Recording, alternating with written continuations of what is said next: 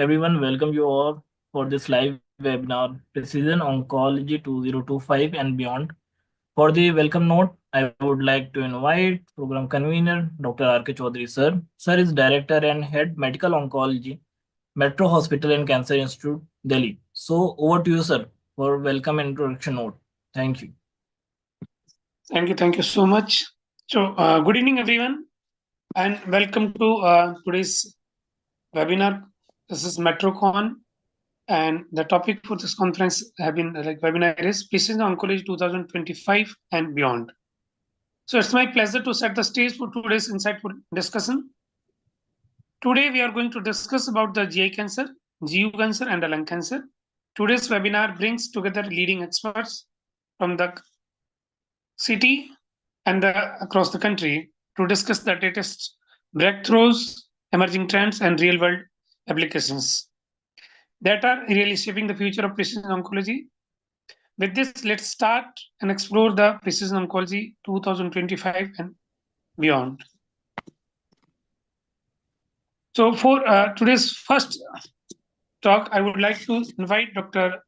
Nagendra Sharma, who is a senior consultant, in fact, principal consultant medical oncology from the Max Super Specialty Hospital. Dr. Nagendra, please. Thank you very much, sir. So can I do the slide share? I think text will help. Yes, I can do the slide share now. Over to you, sir. Over to you, sir. Perfect. So I think my slides are visible and my voice is clearly audible, right? Yeah. Yes, sir. So at the outset, I want to extend my heartfelt gratitude to Dr. R.K. Chaudhary for organizing this event and for giving me the opportunity to be a part of this very well organized, very insightful and thought-provoking scientific feast. Over the next 2 days, we are going to learn about the latest updates as far as the GI tract cancers are concerned.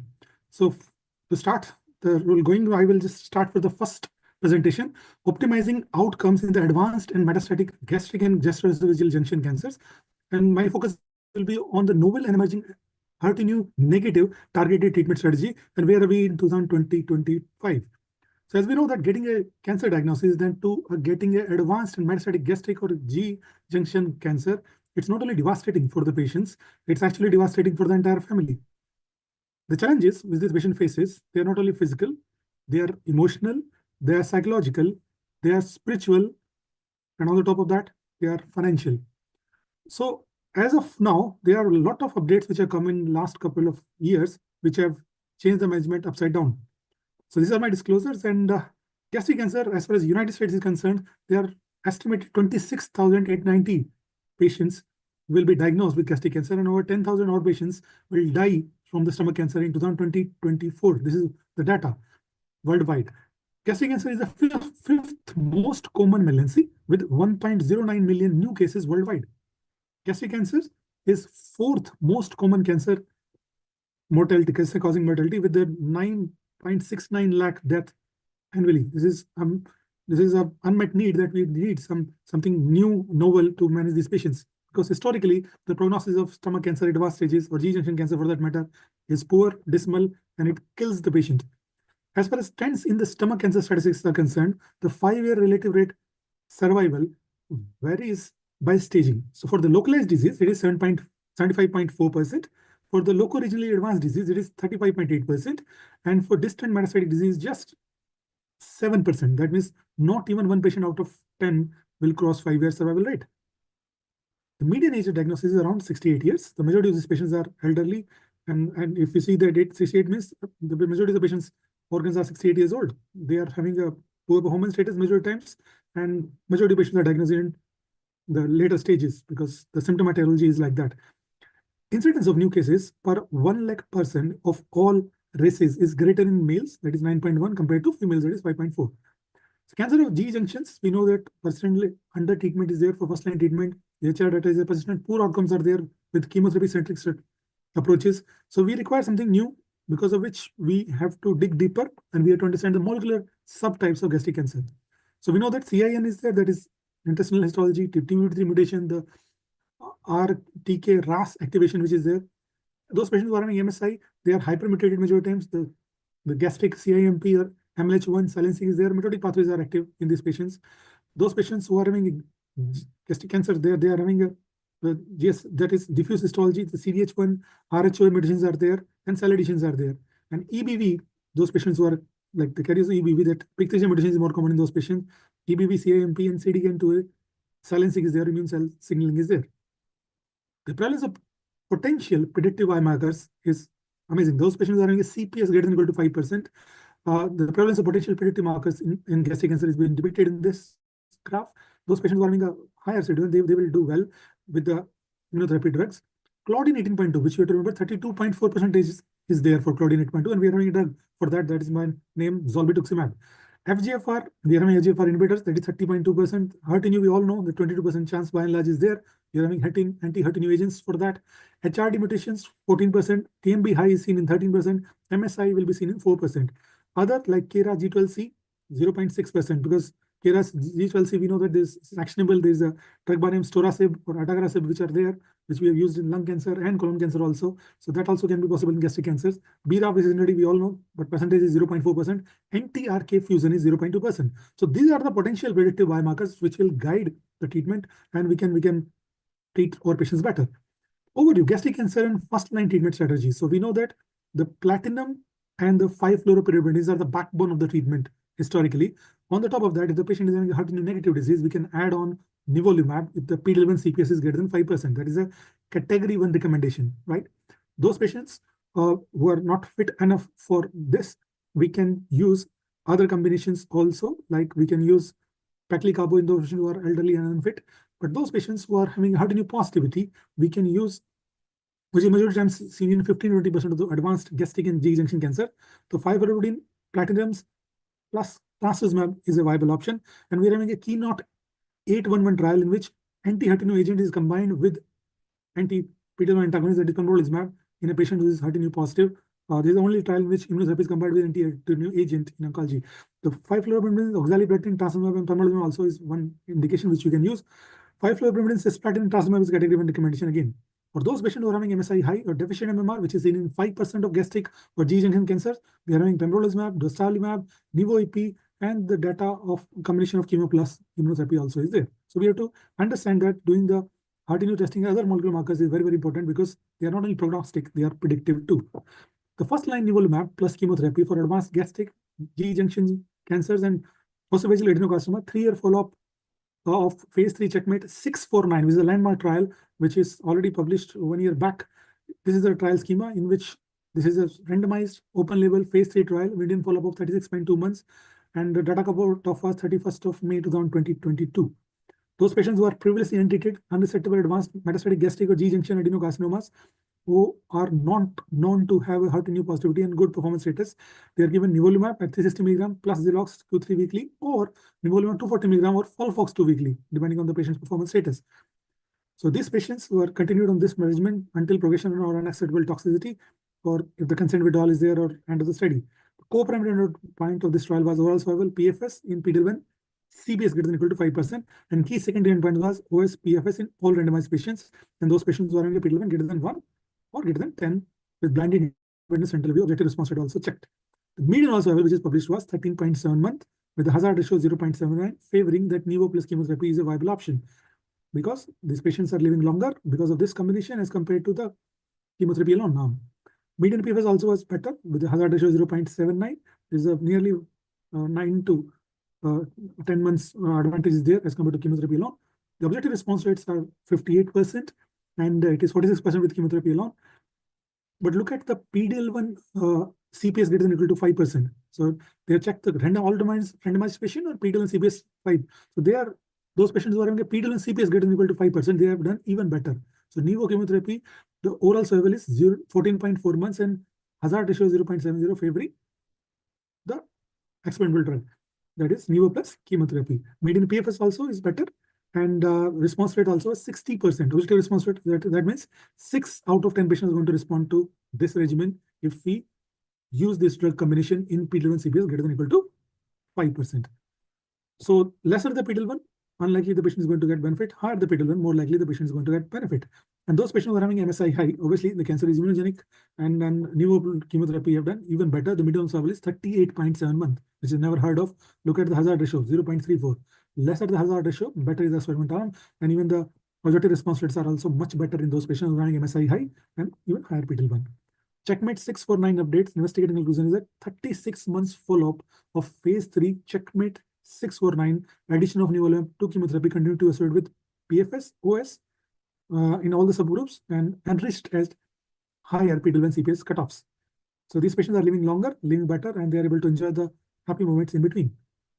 There's one more trial, Keynote 859, in which first-line treatment, that is pembrolizumab plus chemotherapy, of a locally advanced unresectable or metastatic HER2-negative gastric or gastroesophageal junction adenocarcinoma is published, in which this trial is randomized, multi-center, double-blind, placebo-controlled phase 3 trial, and this patient in which 1:1 randomization is there, HER2-negative patients, and they were having a known PD-L1, and pembrolizumab at the dose of 200 mg IV 3 weekly plus chemotherapy is given and is compared with chemotherapy alone. So this was continued till progression of acceptable toxicity, and primary endpoint was overall survival. Key secondary endpoint was PFS, objective response rate, and duration of response. Look at the Kaplan-Meier curve. The median of survival is nearly 1.6 months extra, or the hazard ratio is 0.74. That means it is favoring pembrolizumab arm. So those patients who are having a PD-L1 CPS greater than or equal to 1%, you can use Keynote 859 trial.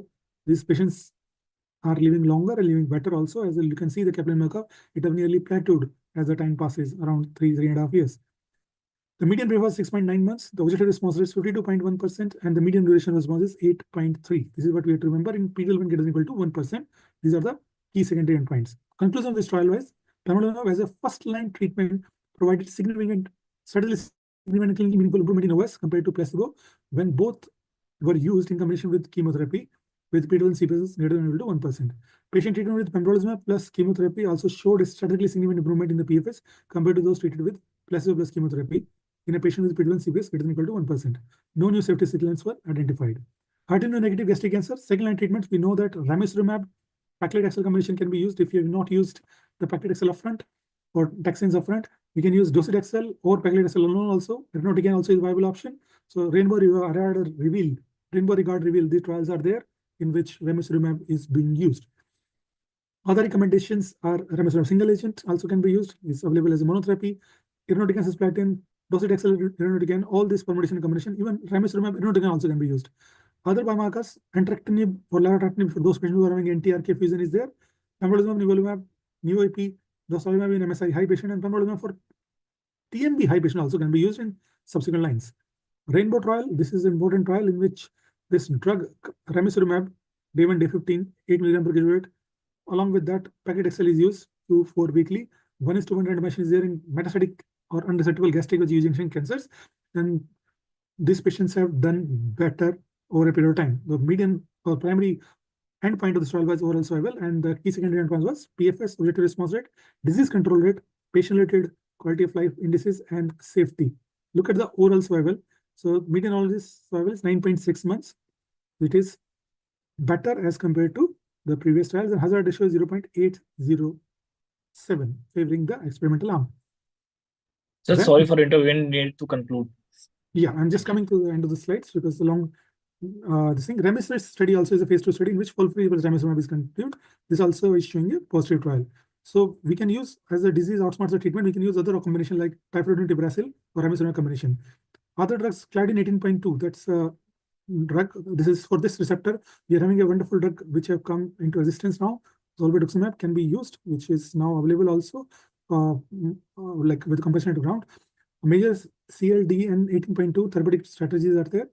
Zolbetuximab is a viable option, and their GLOW trial is there because of which this drug got approved. So 600 mg per meter square IVQ 3 weekly with capox is used for 8 cycles, and this have shown a median PFS and survival benefit also that is better than the previous combinations.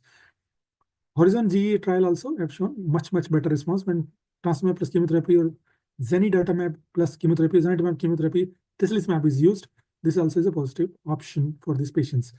So bispecific antibodies are also available now, which have shown better results when we have used this combination.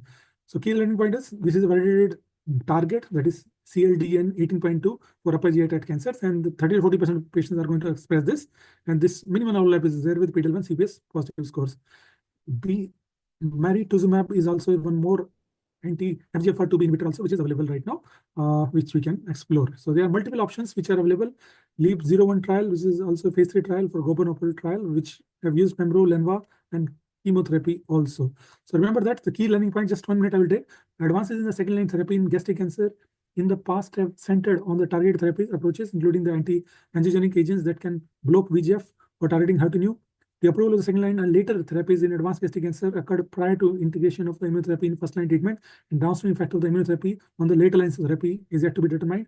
Combining immunotherapy strategies with anti-VEGF therapies for the treatment of advanced gastric cancer is currently under investigation, and many new novel targeted therapies are under investigation. So the more we know, the more we realize that how much we don't know. Remember, the intent of treatment is palliative, and ultimate aim is that we have to treat this patient so that they can live longer and live better. And the dictum is cure sometimes, treat often, and comfort always. Thank you. Thank you very much. And over to organizers, please.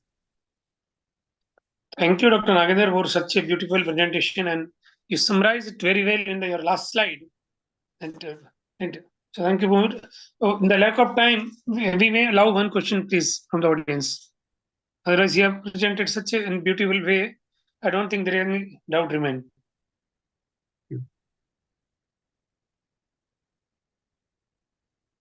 So over to tech support team. Can we move on to the Thank you so much, sir, for your talk. For the next talk, I would like to invite Dr. Vikas Taldeja, sir.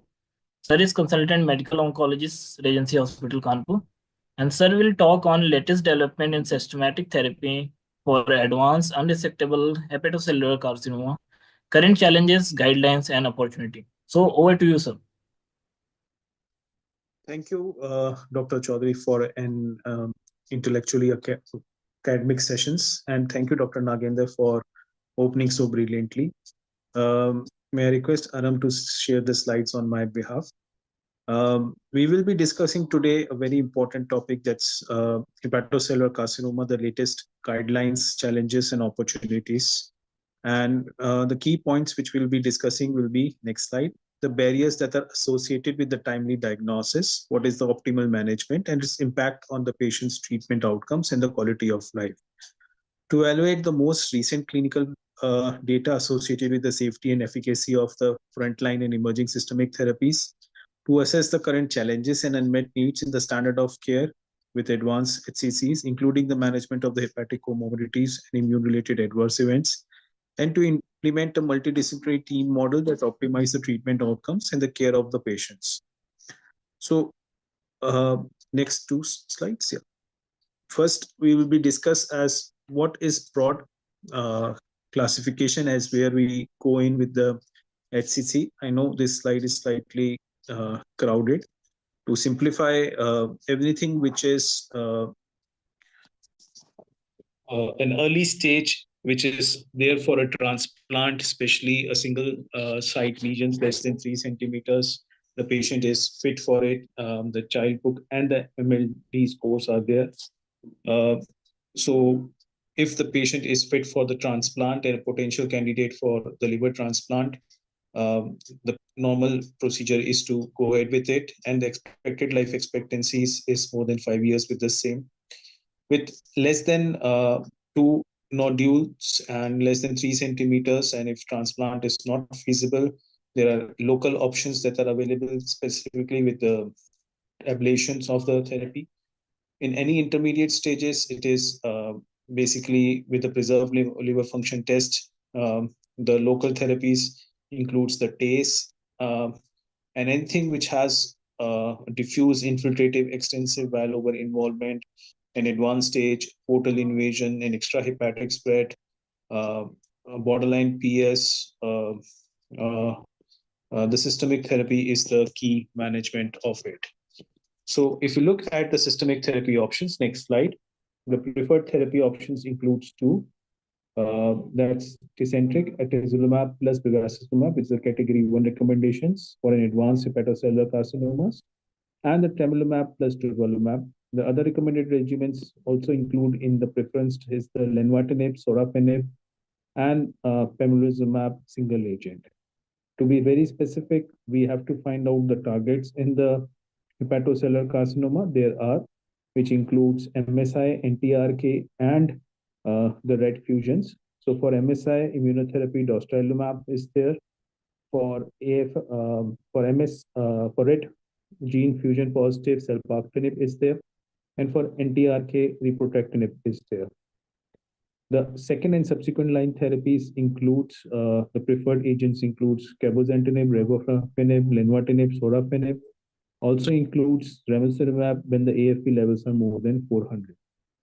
Now, if we look at the updated survival of the Tecentriq plus Bevacizumab data, that's the IMbrave 150, where there was a stratification based on the whether there was an Asiatic region or an outside Asia.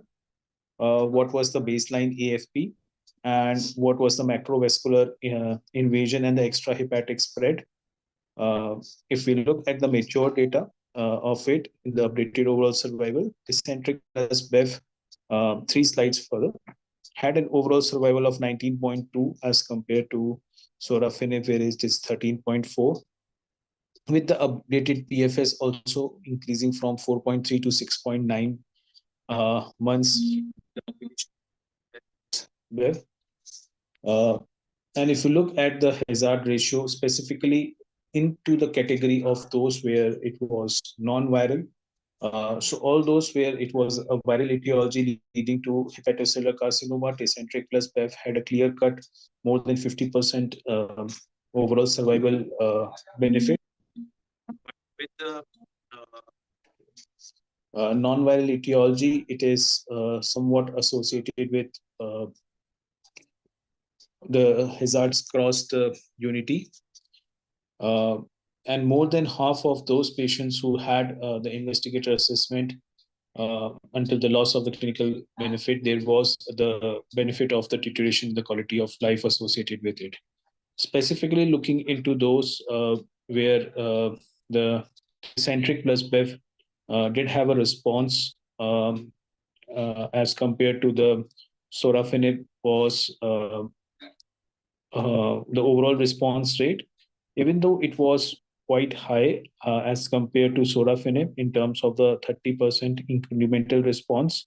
But if you look at the lenvatinib data as compared to sorafenib, the response rate was nearly up to 42% in the first response assessment. And also the duration of response was similar. So specifically in the non-viral etiology, the NASH and the other associated agents, there is definitely somewhere we need to be very, very careful with the data that comes out. And also looking at the adverse events requiring steroids, the tunes are in double digits with the ATZ plus Bev, nearly more than 10%. And anti-angiogenic side effects that are associated with Bev includes the bleeding, hemorrhage, and hypertension, proteinuria, thromboembolic, congestive heart failure, wound healing complications, fistulas, GI perforations. So again, there is a study for addition of the 3 agents, which includes the dual checkpoint inhibitors, itezolizumab plus tivorlimab, with the anti-angiogenic bevacizumab, that's IMbrave 152. Again, the overall survivals are jumping here and there, so probably not so far encouraging in terms of adding any more agent to the doublet that's always approved. And also looking at the Himalaya trial where tremelimumab was given with the durvalumab. The tremelimumab was given as a single dose, 300 milligram, and durvalumab was continued as once a month injections. And if you look at the overall response rate and the survival, there was a definitive increase of 22% increase survival with the combination of giving one single shot of tremelimumab plus once a month durvalumab. Again, a very encouraging overall survival. If you look at the 4-year overall survival also, so from 15 months to 25% of the patients, nearly 1/4 of the patients were surviving in the tremelimumab plus durvalumab data.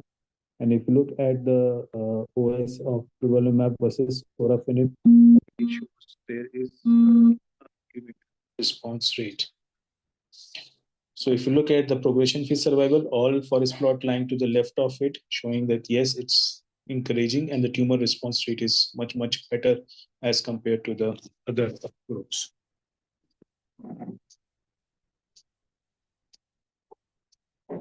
So if we look at the baseline characteristics, these were well matched with the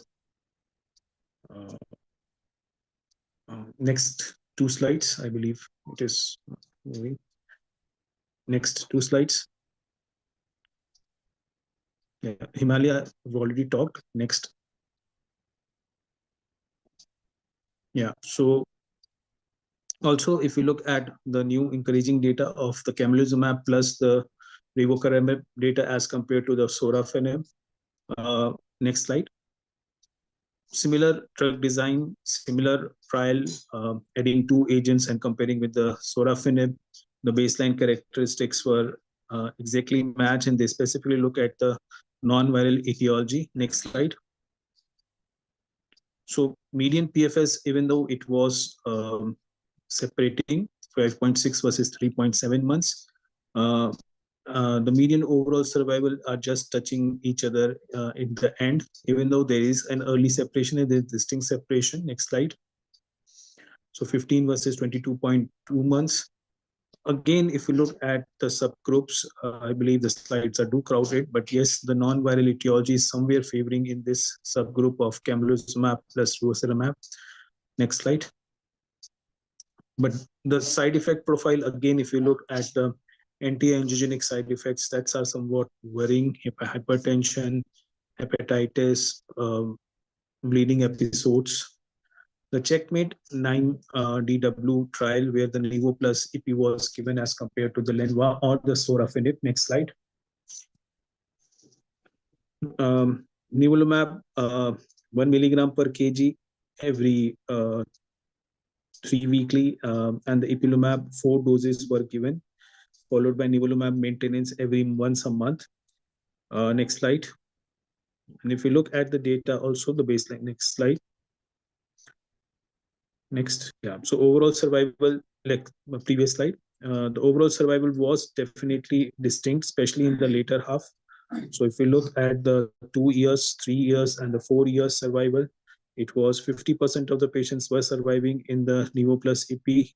1/4 of them, 25%, were surviving up to the 4th year mark. Again, an encouraging response. And if you look at the incremental benefit, nearly 21%, there was an incremental effect of longer overall survival, and those with the response having a sustained duration of response and overall survival benefit.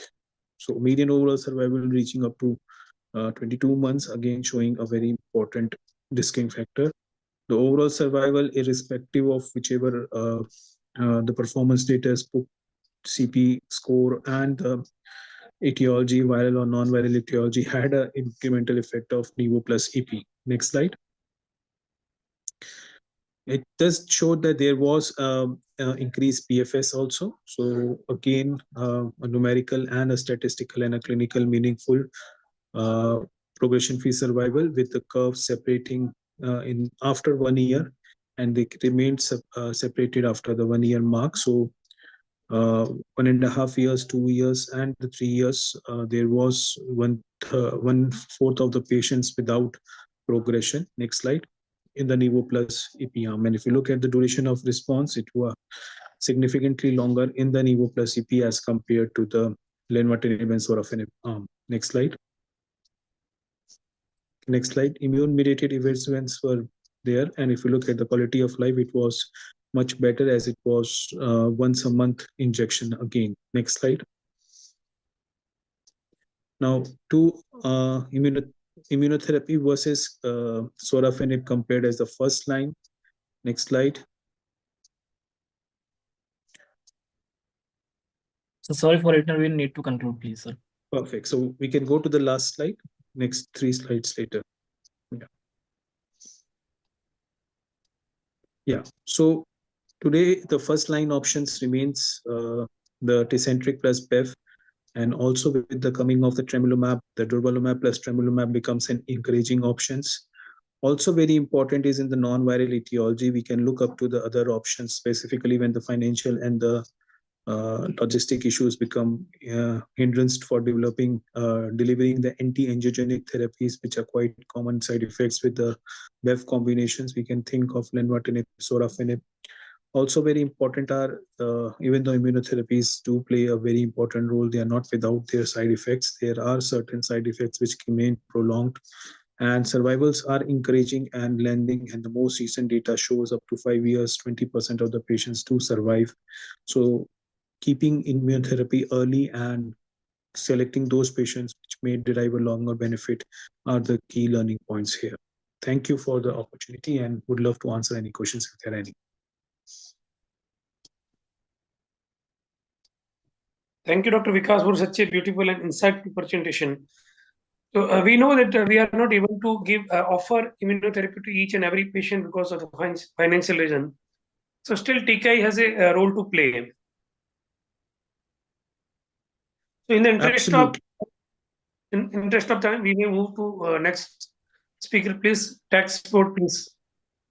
For the next talk, I would like to invite Dr. Ishu Gupta sir. Sir is senior consultant medical oncologist, Emirates Cancer Hospital, Delhi.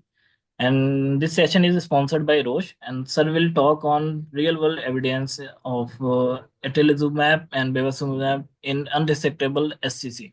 So over to you, sir, for the next talk. Thank you. Hi, good evening. Thank you, Dr. Chaudhary, for having me present this. Thank you so for setting a wonderful base that would help me present the next, the slides. 1 second, please. Are these slides visible? Or it has to be full screen? Hello, hi, am I audible? Yes, sir, you are audible. Please reshare the slide. Yes. Yes, sir. Please make it full screen. Yeah, I'm going to it. Sorry. Yeah, so Perfect. good evening, everyone, again. So thank you, Dr. Vikas, for setting the stage for me to present the real-world evidence of atezolizumab, bevacizumab, and HCC. This combination has been around for about last 5 years or more, and we have good experience with it. Probably everybody has been using it as the first line if the pocket and the patient profile permits. So the real-world data that comes from other than clinical trials, but ideally should mirror the clinical trial and also helps us evaluate that benefit that was shown in the trial really true in our true clinical practice. So the AB real study that was presented first in 2022 was a study conducted at multiple places. About 433 patients were screened who got atezolizumab, bevacizumab, and out of that, the child a first line PS1 or 0 patients were around 296, which further went on to analysis. The overall survival and PFS was the endpoint, and there were certain stratification factors which we'll come to. So what we found in the AB real study was that the median OS was somewhere around 15.7 months. When this was compared to the IM Brave, it was 19.2 months. So as the real world, when this was compared to IM Brave, we had slight dip in the overall survival. And I believe this is the true overall survival that most of us see in the clinical practice also. But very nice to see that the PFS was very similar to the data that was presented in IM Brave, which was 6.9 months around. Uh, as Dr. Vikas was just talking about another drug combination which was just approved, and we got the data from the Checkmate 9DW saying that Nivo AP combination would probably give us a good long-lasting response, and there were certain subsets that it would be better. I agree for the same, but the graph that I would point here is the initial 1 year of the graph, in which the atezo-bev starts to show the advantage early on when you compare it to Nivo AP, which starts to show the advantage a little later on, although more durable there, but we don't have head-to-head. So when we come to the highlights of AB Real, we saw that there was a good benefit in the overall survival in the atezo-bev combination. We saw that the PFS did mimic the IM Brave 150 data. We also saw that patients, the other prognostic factors that were the subgroups, the AFP being more than 400, the Child-Pugh score being more than 5, that is 6 or more, presence of portal venous thrombosis, lower albi grade, radiological response, if it is early, that's better, and extrahepatic spread. All of these did prove to be good. And also, we saw that the overall response rate was somewhere around 30% with the atezo-bev combination, but the disease control rate was very impressive, about 80%. Most common side effects, as we see in the clinical practice, also would be hypertension and proteinuria. Bleeding, although a significant risk factors, but I believe everybody has a routine practice of getting upper GI done before we start the combination to rule out any varices. So the bleeding rate was somewhere around 8.4 in the real world study, which is even lower if we have the variceal evaluation done previously. So, yes, agreed that the non-viral etiology outcomes versus viral etiology outcomes, there is certain difference. But then again, study was not specifically powered to pick this difference up. So we'll probably have to do that in the future studies. Standard of care is IM Brave if the inclusion criteria is met, that is the Child-Pugh of A, PS01, non HCC where you cannot have surgery done. And if the patients for immunotherapy, if the patient is ineligible for immunotherapy, Dr. Vikas did point out very truly that there is still a role of TKIs in the current world today. So the most important is patient selection that would help us optimize our outcomes. Then coming over to the Indian real-world evidence for atezolizumab, bevacizumab for advanced HCC. This was a study presented by Dr. Anand Kulkarni, in which 67 patients of untreated HCC were treated with atezo-bev and were assessed to have the benefit of overall survival, PFS, and also the safety profile.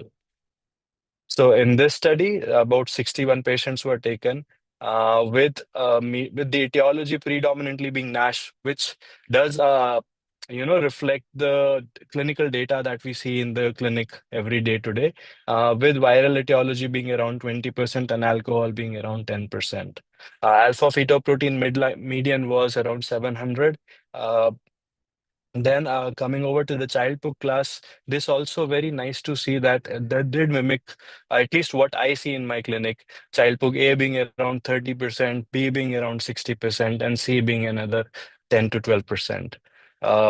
Then extrahepatic spread was seen in about 20% patients, and there were about 10% patients who had a prior local ablation or a embolization therapy. Coming to the overall survival and PFS, as expected, Child-Pugh A patients did much better. So again, highlighting the fact that patient selection and meeting the IM Brave 150 criteria is key to optimize the outcomes. So the patients you can see in red and green that the patients with Child-Pugh B and C had a poor outcome in survival as well as in PFS, and patients in Child-Pugh A, that is the blue graphs, did much better than the others. So adverse events, the most common top 5 ones were fatigue, some rise in bilirubin, hypertension, fever, and sometimes ascites. In total, when we see not only the Child-Pugh A helps us identify patients who will respond, but also helps us identify patients who are likely to have adverse effects. So patients with Child-Pugh A, overall side effect profile more than grade 3, only about 12% patients saw that side effects in this study. As compared to patients with Child-Pugh C, we saw that around 85% patients had experienced a grade 4, grade 3 or higher side effect. So in summary, again, pointing out patient selection is the key to have the right treatment choice. Other important real world evidences, there's certain evidences from Taiwan, Germany, Europe, Germany again, Austria, that also say that OS and PFS are dependent on the Child-Pugh stage, and Child-Pugh A patients do much better than the others. And then there was a study by Tanaka et al. That's compared atezo-bev combination in the first line versus sequencing it using a TKI in the first line and then using atezo-bev in the second line. So they found that the overall survival is much better if atezo-bev exposure is done early in the first line. Coming to a couple of meta-analysis, this was the first one in which there were 23 studies that were totally comprising of around 3,000 patients. There was a pooled data, and we compared overall survival, PFS. The overall survival pooled was around 14.7 months, and the PFS was around 6.6 months, which is very, very similar to what we saw in the AB Real study that I just presented. So atezo-bev did have good efficacy and tolerability and in the treatment of advanced HCC. And in the first line, it showed a better response as compared to in the second line. So there was another meta-analysis that because we don't have head-to-head trials and there are a lot of options as of now, atezo-bev being there, lenvatinib being there, sorafenib being there, with the STRIDE trial now coming, Himalaya trial coming in, the STRIDE regimen being there in the first line, with Checkmate 9DW, Nivo-EP combination being coming up in the first line. So the meta-analysis that was a network meta-analysis could probably help us identify, in absence of head-to-head trials, which combinations or which drugs can you prefer in the first line if the patient profile permits. So coming to the schema of the same, there were randomized phase 3 trials were included in this study up to March 2020. And what we had was 14 meta-analysis studies were included in the NMA.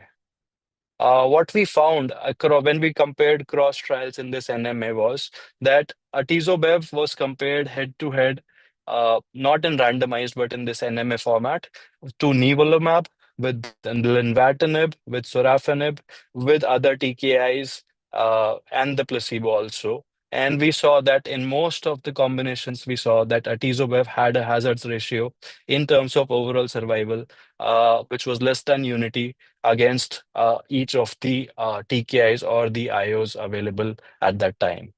With hazards ratio, atezo-bev versus nivo being 0.68 versus lenvatinib being 0.63, other TKI somewhere around 0.5, and placebo being 0.4. So the overall survival benefit was sustained with atezo-bev combination. The PFS benefit was also there, and in the NMA, it was one of the it ranked highest in terms of the PFS and overall survival both. So as per this NMA suggestions, patients with advanced first line HCC, is immunotherapy contraindicated? If not, then the patient should definitely be offered the IM-RAVE 150 regimen. And if yes, then they can be offered the other TKI which is available. Again, when it was ranked, atezo-bev did a fairly high ranking in terms of overall survival and also topped in terms of the PFS survival also. Again, the same slide being communicated via a different score. So atezolizumab, bevacizumab shows superiority over other drugs available in terms of overall survival and PFS. The combination is the standard of line, first line treatment in patients with advanced HCC.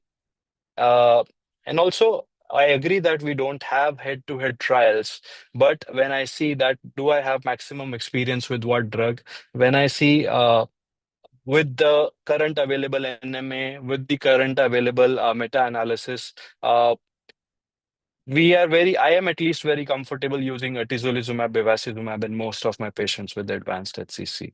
So thank you. This would be it. Thank you so much, sir, for your excellent Thank talk. you, Shubhda, for such a wonderful talk. Yes. And you rightly mentioned in the end that right set of patient need to be selected for the atezo-bev. This is a good regime, but Right, sir. we need to use on the right side of the patients. And in Right. clinical, you see the most of the patient who are advanced stage with like child book B or C. And if you try to use these Right. resins, then we don't get the expected results. We don't. Right. Thank you so much, Dr. Ishu, for sparing the time. I believe you are traveling to your home. I- Yes, sir. I stopped in between, but Thank you, thank you for sparing the time. So thank when we move to thank you, sir. next speaker, please. Tech support, please. Thank you, Yes, sir. sir. For the next talk, I would like to invite Dr. Abhishek Yadav, sir. Sir is Principal Consultant Medical Oncology, Yashoda Super Specialty Hospital, Ghaziabad. And this session is sponsored by AstraZeneca. Sir will talk on management of HER2 GCGEJ cancers, and HER2 is a new SOC in second line. So over to you, sir, for the next talk. Thank you.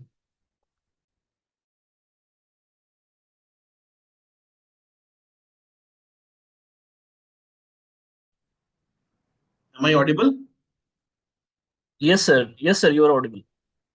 A very good evening to you all, and thank you, Dr. Chaudhary and Asta, for inviting me in this webinar. So I'll be sharing my slides.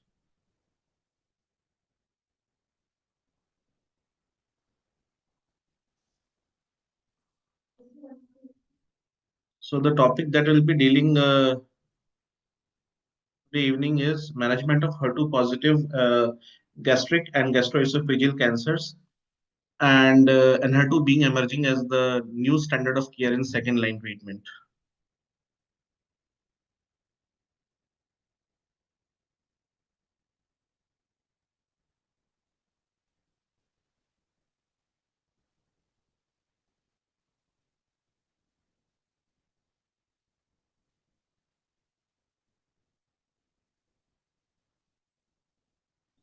So to see the outline, we will see the epidemiology of the cancer, how the diagnosis is made and how the testing is done, what are the current standards of care, and what is the unmet need in the second line treatment of these cancers. And then we will see in brief the Destiny Gastric 01 and 02 trials.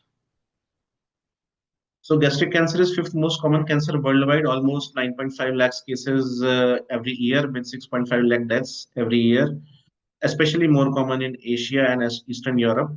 And the way it is different in India is that in India, the median age of incidence is almost a decade earlier than what is it in the world. So, gastric cancer is the fifth most common cancer diagnosis amongst men in India. And if we can see that it is the third leading gastrointestinal site in the females and second most common gastrointestinal site in males. And if we see the HER2 positivity in India in various case series, out of 139 patients that were diagnosed with metastatic gastric or gastroesophageal junction adenocarcinoma, in this series, the positivity rate was 16.6%. And in another series, in the similar patients, out of 114, around 15% patients were HER2 positive. The study was from Maharashtra, and if we see from the northeast region, out of 68 patients, the percentage of HER2 positivity was around 56%, which is quite high. So we come to diagnosis and testing. So diagnosis of these cancers are, we all know, that is made with endoscopy guided biopsy. It is very, very sensitive and specific if we take multiple biopsy specimens from the suspicious lesion.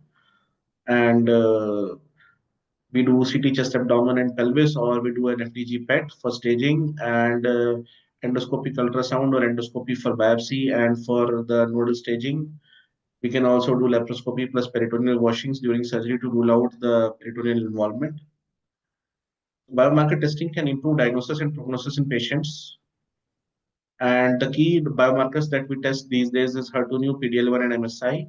Now, this is, as we have already discussed, the previous speaker has already discussed that Claudin 18.2 is the new emerging marker for this disease.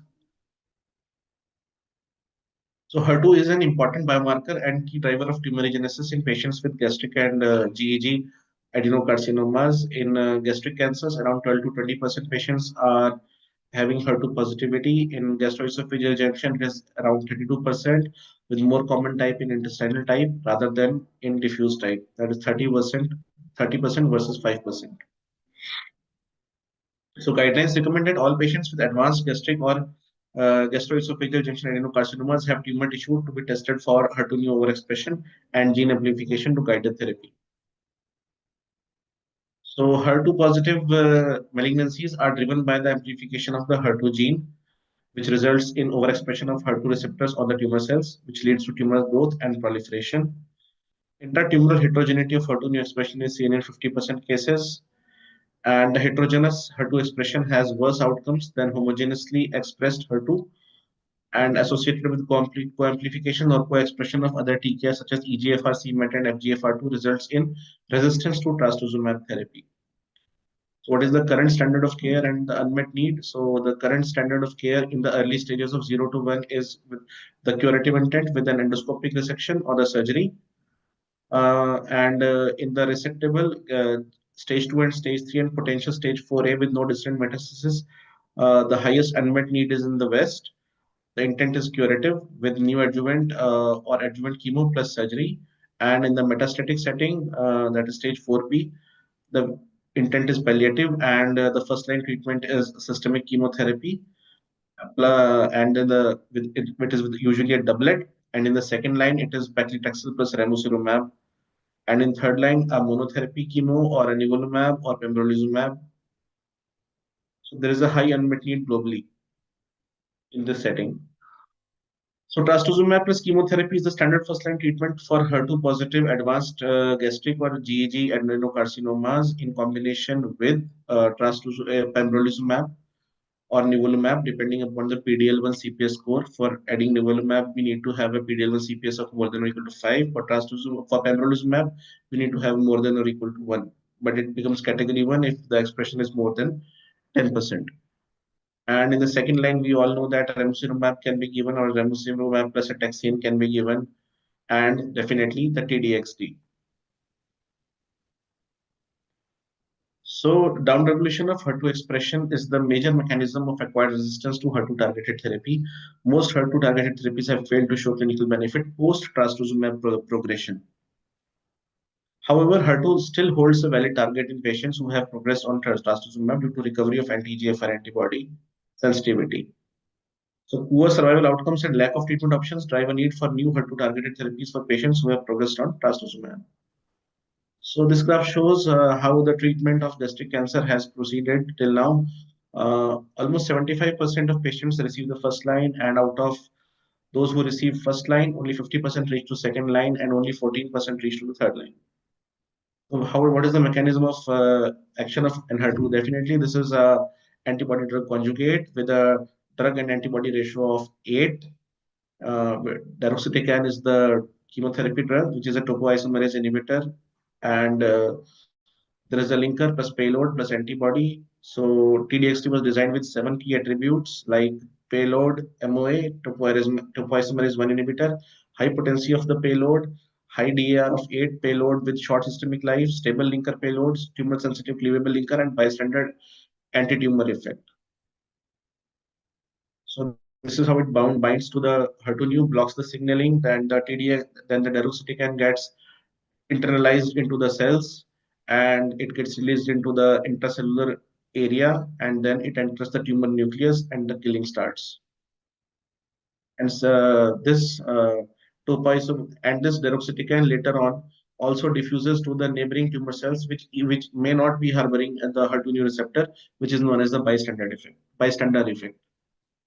Now we come to the Destiny Gastric 01 and 02. So eligibility criteria was the HER2 positivity as 3+, ISC2+ with amplification by FISH, progression after at least 1 line, and including trastuzumab, ECOGPS of 1 to 2, TDXT 6.4 milligram per kg body weight, versus the physician's choice chemotherapy. 120 patients were planned in the TDXT arm, and 60 were planned in the chemotherapy arm. Randomization was 2:1.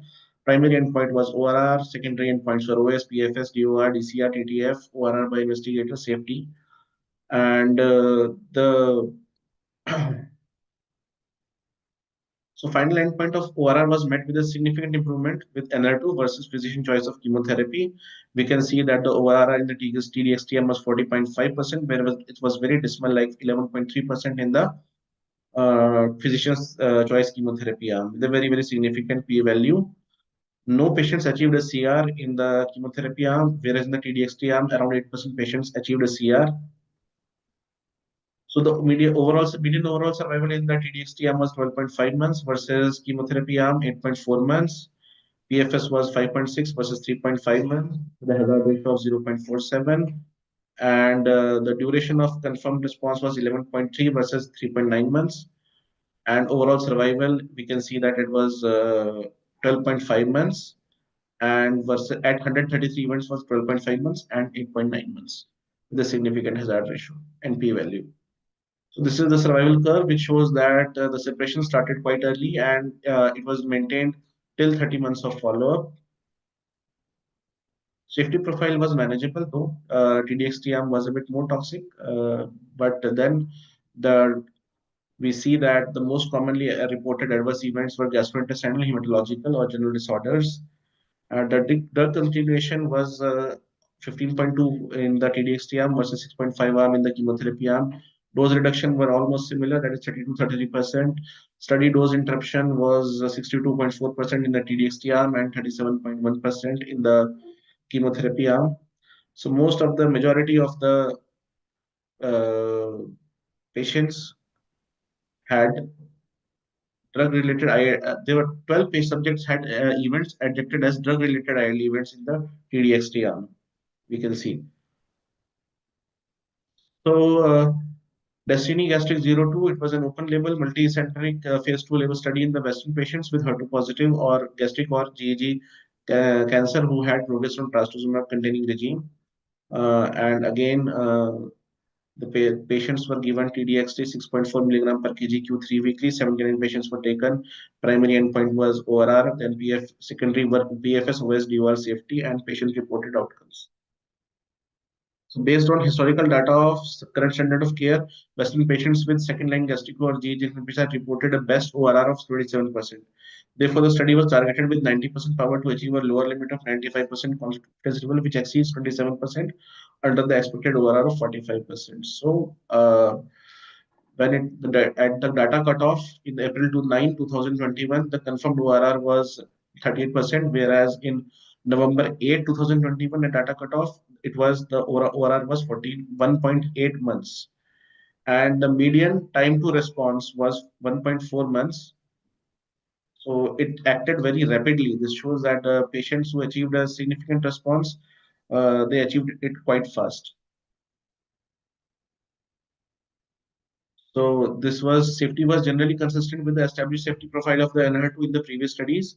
The median treatment duration was 4.3 months, and almost all patients had some kind of drug-related adverse events, and more than grade 3 events were around 55%, which were drug-related, and the serious events were around 41.8%. The adverse events requiring dose reduction were 21%. The drug discontinuation was 19%, and the incidence of ILD was around 10.1%. And very serious or grade 5 ILD was around 2.5%. So these are the current NCCN guidelines. The first line therapy is a combination of fluoropyrimidine and a platinum agent plus trastuzumab plus minus immunotherapy. The second line is definitely a HER2 targeted trastuzumab deruxtecan or ramucirumab plus paclitaxel. Second line non-HER2 targeted therapies were ramucirumab, paclitaxel, docetaxel, or irinotecan. Third line therapy, irinotecan, taxane single agent, or pembrolizumab. To conclude, gastric cancer is fifth most common cancer in the fifth leading cause of cancer in the cancer deaths worldwide. HER2 is amplified or overexpressed in around 12 to 20% of gastric cancers, and HER2 has demonstrated a median OS benefit of 12.1 months, unlike any other N2 HER2 agents in this setting. Confirmed ORR response rates, ORR of 41.8% establishes benefit of HER2 in patients in this setting, especially in second line. So Enhertu currently is DGCA approved for use in patients with locally advanced or metastatic HER2 positive gastric or GEG adenocarcinomas who have received a trastuzumab-based regime. Thank you so much.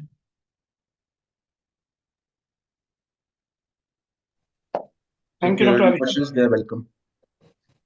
Thank you, Dr. Abhishek, for such a comprehensive talk.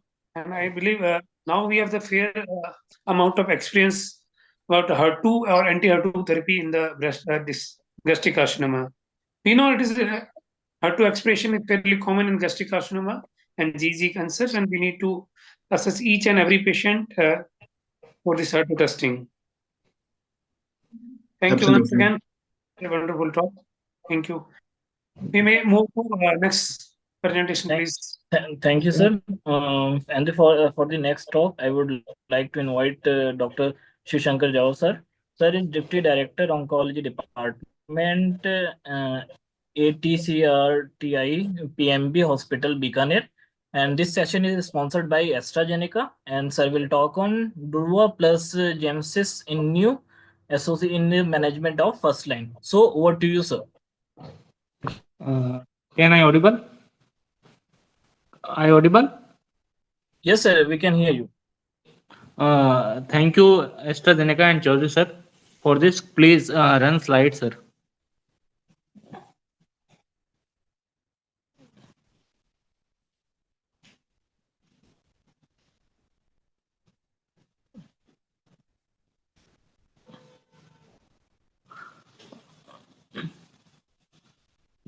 Durvalumab with Gemsys is a standard of care in the management of first line advanced biliary tract cancer.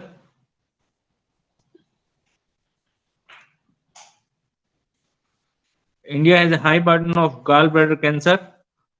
We can say gallstone disease as gallbladder cancer, where in India 25 versus 21, and in Western America 15 versus 1.4. Next. Biliary tract cancer in India, statistics from National Cancer Registry Program reported 31895 cases of biliary tract cancer, including gallbladder cancer. The current incidence of gallbladder and biliary tract cancer in female was highest in the state of Assam. Delhi, 90% of biliary tract cancer are diagnosed in the unresectable and advanced disease. There has been increase in the trend for incidence of biliary tract cancer in both male and female over the last over the years. We can say this slide. Next. Current management in advanced biliary tract cancer. As per NCCN guidelines, primary treatment for unresectable as metastatic disease, gemcitabine with cisplatin category first, and durvalumab, gemcitabine, cisplatin, and in useful in circumstance like anti-RKG infusion, entrectinib, and larotrectinib, where MSI and high in this case pembrolizumab. Next slide. In 2010, gemcitabine plus cisplatin was established a standard first line CT for advanced biliary tract cancer, ABC 02 study. We can see overall survival 11.7 month versus 8.1 month, and 8 months versus 5 month, and progression free survival. Next slide.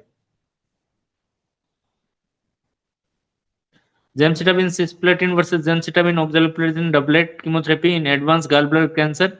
A mass repair analysis, we can see overall survival 31.2% versus 36.3%, and median overall survival 8.02 month versus 7.79 month. Gemcitabine cisplatin or gemcitabine oxaliplatin can be used in as an initial regime in advanced gallbladder cancer. Potentially lower cost, lower incidence of peripheral neuropathy and hepatotoxicity favors the use of gemcitabine cisplatin, where lower incidence of hematological toxicity, and potential case of administration in patient with this. Next slide. Role of maintenance gemcitabine in advanced carcinoma gallbladder. Only PFS benefit, no statistical significant overall survival benefit we can see in this. Next slide.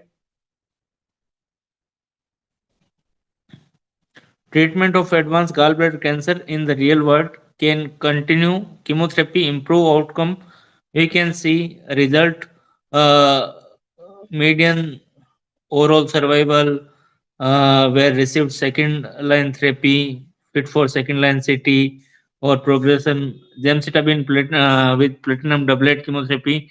It is standard of care in patient with locally advanced inoperable metastatic gallbladder cancer. Uh, uh, Consecutive patient with metastatic gallbladder treated with gemcitabine cisplatin, or we retrospectively analyze patient who were able to continue chemotherapy beyond 6 to 8 cycle, where separately compared to those who were potentially candidate for this approach but chose not to continue chemotherapy. Conclusion: overall survival in our study appeared lower the published literature, but the group of patients were identified whose survival could be prolonged by continued chemotherapy. Easily available factor can predict prognosis of gallbladder cancer undergoing first line palliative chemotherapy. Next slide. Immunotherapy in first line advanced biliary tract cancer. Next slide. A phase third randomized double-blind placebo-controlled study, durvalumab in combination with gemcitabine with cisplatin in patient with advanced biliary tract cancer. Topaz first. Next slide. Topaz study design, double-blind, multi-center, global phase third study. Key eligibility: locally advanced or metastatic biliary tract cancer, previously untreated if unresectable or metastatic at initial diagnosis, recurrent disease more than 6 months after curative surgery or adjuvant therapy. ECOG performance score 0 or 1. Stratification factor: disease status, initially unresectable versus recurrent, primary tumor location, ICC versus ECC versus GBC. Durvalumab 1.5 gram 3 weekly with gemcitabine cisplatin up to 8 cycle. Then durvalumab 1.5 gram weekly under 4 weekly until progression of disease. Placebo with James is 8 cycle, placebo until progressive disease. Primary objective: overall survival. Secondary: progression free survival. Objective: response rate, duration of response rate, efficacy by PDL1 status, safety. Next slide. When we see the median age, then sex, female, race, and region, ECOG, primary tumor type, disease status, disease classification, locally advanced. We see in 3 arm. Next slide. MSI status, virology status, and PDL1 expression. Next slide. Patient disposition, receive treatment, ongoing treatment, and discontinue study treatment. Reason for discontinuous: radiological disease progression, subjective disease progression, adverse event, patient decision, severe non-compliance, received subsequent anti-cancer therapies, any immunotherapies, cytotoxic, taxane, anti-angiogenic, other. Next slide. We see durvalumab plus Gemcis in the first us only approved for a combination to show 2 years sustained as durable overall survival benefit. We can see a chart for time up to 6 months and a chart for time up to 6 months, 12 month overall survival 40.3%, 47.1%, 18 month 30.8%, 4.1%, 24 month we can see much better in durvalumab arm. Next,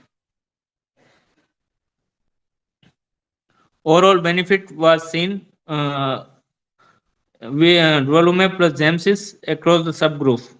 We can see the slide there where durvalumab with gemcis is better than gemcis. Next slide. Durvalumab plus gemcis and placebo with gemcis. In black line, we can see placebo with gemcis, and in blue line, we can see durvalumab plus gemcis, where 15.3, 30.4, 4.8, and 16% were in black line, 47, 24, and 6.6%. Next.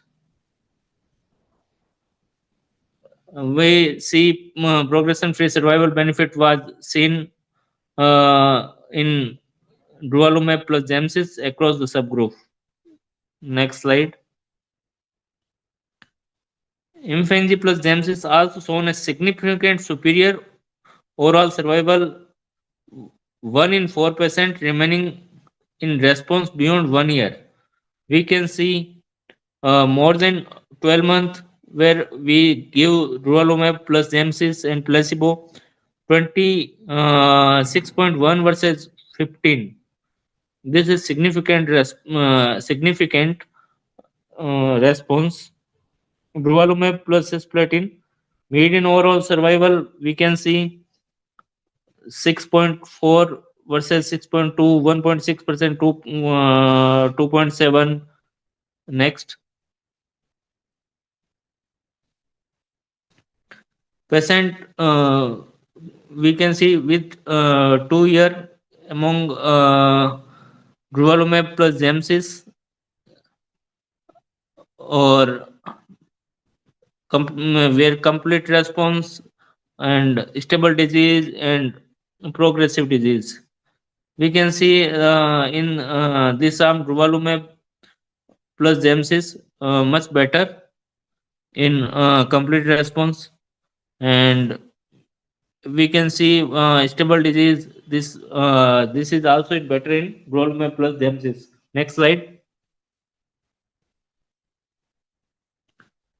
Addition of Imfinzi to gemcis was well tolerated and did not add to the safety or toxicity profile. Next slide. We can see neutrophil count, neutropenia, anemia, gemcitabine with durvalumab and placebo with durvalumab. Most common, the we usually low grade with less than 2.5% patient experiencing grade 3 adverse event. 3-year overall survival analysis from Topaz 1, we can see durvalumab 14.6 versus 6.9 in placebo with gemcis. Significant. This is significant hazard ratio 0.74. Next slide. More patients who received durvalumab and chemotherapy were alive at each time point than patients who received placebo with chemotherapy. 1.15 more patient alive and 1.74 multiple time alive and 2.12 alive at 36, 12, 24 and 12 months. Next slide. Updated 3-year overall survival data with durvalumab from Topaz 1 presented at the Cholangiocarcinoma Foundation Conference 2024. Median follow-up 43. Updated radar ratio 0.74. Overall survival 0.80. Primary analysis August 2021. Overall survival rate at 36 month doubled. 15% Durvalumab versus 7% placebo. Next. Impact of mutation status on efficacy outcome in Topaz 1 and exploratory analysis. We can see. Sir, sorry for intervening. Need to conclude, please, as we are running short of Okay. time. Next slide. Next slide. Real world evidence. Durvalumab. Next slide. Next. Adding. Next slide. In India. Next slide.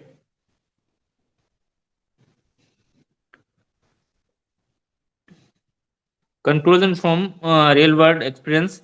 First to report real world durvalumab and chemotherapy from India and Italy. Significantly higher proportion of gallbladder malignancy and patient with PS2 or higher.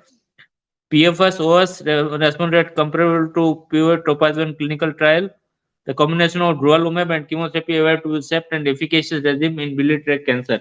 Next.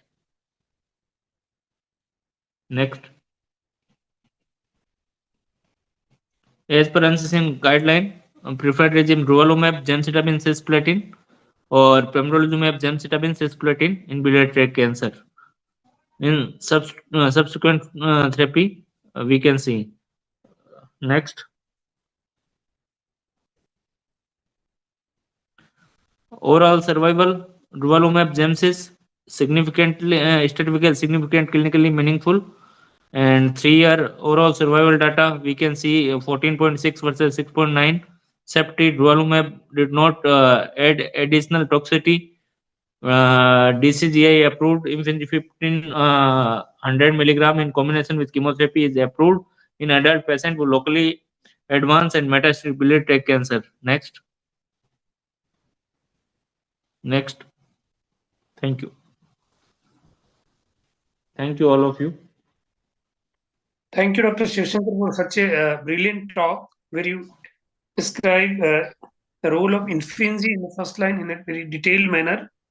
And now we can see that in the BTC, we can't think treating the patient without adding the IO therapy. And it has become really a reality that we are seeing the patient of BTC crossing 2 years of life.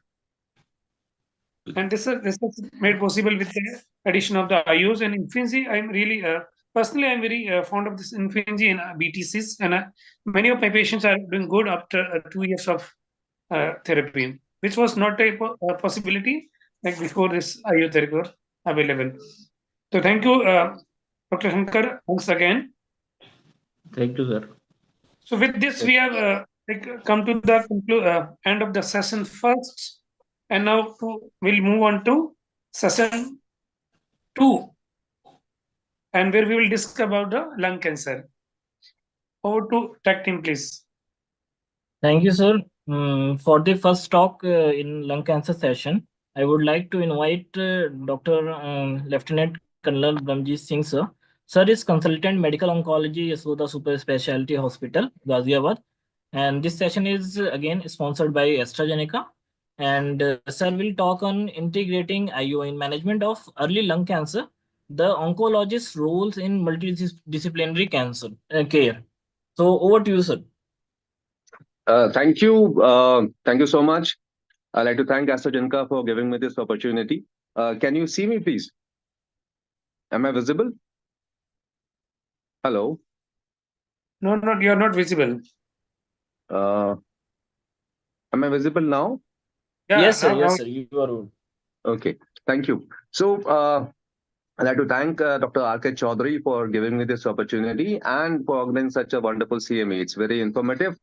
Today, I'm going to tell you about perioperative immunotherapy, a new frontier in early resectable non-small cell lung cancer. It's very interesting, and we have very good data to support this. So what is the present situation? The present situation is that the outcomes in resectable non-small cell lung cancer need to be improved because all lung cancer cases, more than 2 million new cases are annually diagnosed worldwide.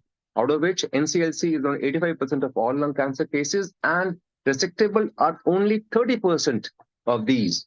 So if surgery can be done, it's definitely going to be the curative intent for patients with resectable disease. And what we see is that in early stage, at stage 1B, around 45% there is chance of recurrence or death. For regional and locally advanced disease, stage 2 and stage 2 around 62% chance of recurrence or death, and stage 3 around 76% chance of recurrence or death. So with so much of chances of recurrence or death despite surgery, we definitely need to improve the outcomes. With this goal in the mind, next slide please, there is an unmet need to decrease disease recurrence and to improve the survival in resectable non-small cell lung cancers. So what we usually follow is that we have adjuvant cisplatin-based chemotherapy, recommended cisplatin carboplatin-based chemotherapy for patients with resected stage 2 and 3A NSCLC and selected patients with stage 1B disease. Now, the rates of disease recurrence following surgery remain high across disease stages, regardless of postoperative chemotherapy use. Now, this is very important. We are giving postoperative chemotherapy, but still the rates of recurrence is very high. So what do we need to do? Perioperative regimes could further improve long-term clinical outcomes by combining the benefits of neoadjuvant and adjuvant immunotherapy treatment to prime anti-tumor immunity, while the primary tumor and the lymph nodes are present, and eradicate micrometastasis. So basically what they're saying is that there is high postoperative recurrence because of presence of micrometastasis. And since we have post-surgery, we have removed the most antigenic part of the tumor. So the antigenicity decreases, and so we are not able to eradicate. So if we give neoadjuvant immunotherapy, when the tumor load is high, the antigenicity will definitely be more, and immunotherapy will be more effective. There's a very good concept which has been the basis for using neoadjuvant immunotherapy. Next slide, please. So what is contemplated is that neoadjuvant and adjuvant IO have shown promising results, and neoadjuvant has several advantages. Number one, potential for more robust and durable anti-tumor responses against micrometastatic disease than adjuvant IO, as I just explained to you before. Secondly, there is potential for preventing immune tolerance and escape mechanisms that occur in early stage diseases. Thirdly, combining neoadjuvant IO and chemotherapy and further adjuvant IO is expected to improve activity and long-term clinical outcomes for patients with resectable stage 2 and 3 non-small cell lung cancers, and chance to treat patients who are not immunosuppressed, better treatment compliance, and decreased possibility of resistance due to limited exposure compared with adjuvant IO. So this is what has several advantages that have been explained, and the adjuvant IO in patients with resectable disease has an acceptable safety profile when used after adjuvant chemotherapy. It has demonstrated potential to restore anti-tumor immune activity after surgical resection, leading to an immunosuppressive environment that promotes tumor metastasis. So the guidelines or recommendations that presently we have are the only two guidelines in the world. One is the NCCN and second is the ESMO guidelines. So the NCCN guidelines recommend new adjuvant IO plus chemotherapy and adjuvant IO after adjuvant chemotherapy. And the ESMO guidelines recommend only adjuvant chemotherapy. So the concept of new adjuvant IO is still not there in ESMO guidelines. Next slide, please. So what data do we have? What real life data do we have? So we have few trials. These are phase 3 trials. The best part about phase 3 trials is that they are the most important trials which tell us it will be better than what is being followed. So they compared with the state of art. In IO, in NCLC, one was Checkmate 816. In this, chemo plus nivolumab was used, neoadjuvant. It improved event-free survival. IM-Power 10. Here, chemo was followed by atezolizumab. It also improved disease-free survival. Keynote 091, chemo followed by pembro, improved DFS. AGAN trial, perioperative chemo plus durvalumab. This also has improved event-free survival. NeoTorch, again, perioperative chemo plus toripalimab, improved EFS. And Keynote 671, in which perioperative chemo plus pembro was used, which also improved event-free survival. So we have around 5 to 6 trials in which we have used IOs. And now let's see one of the interesting trials. Next slide, please.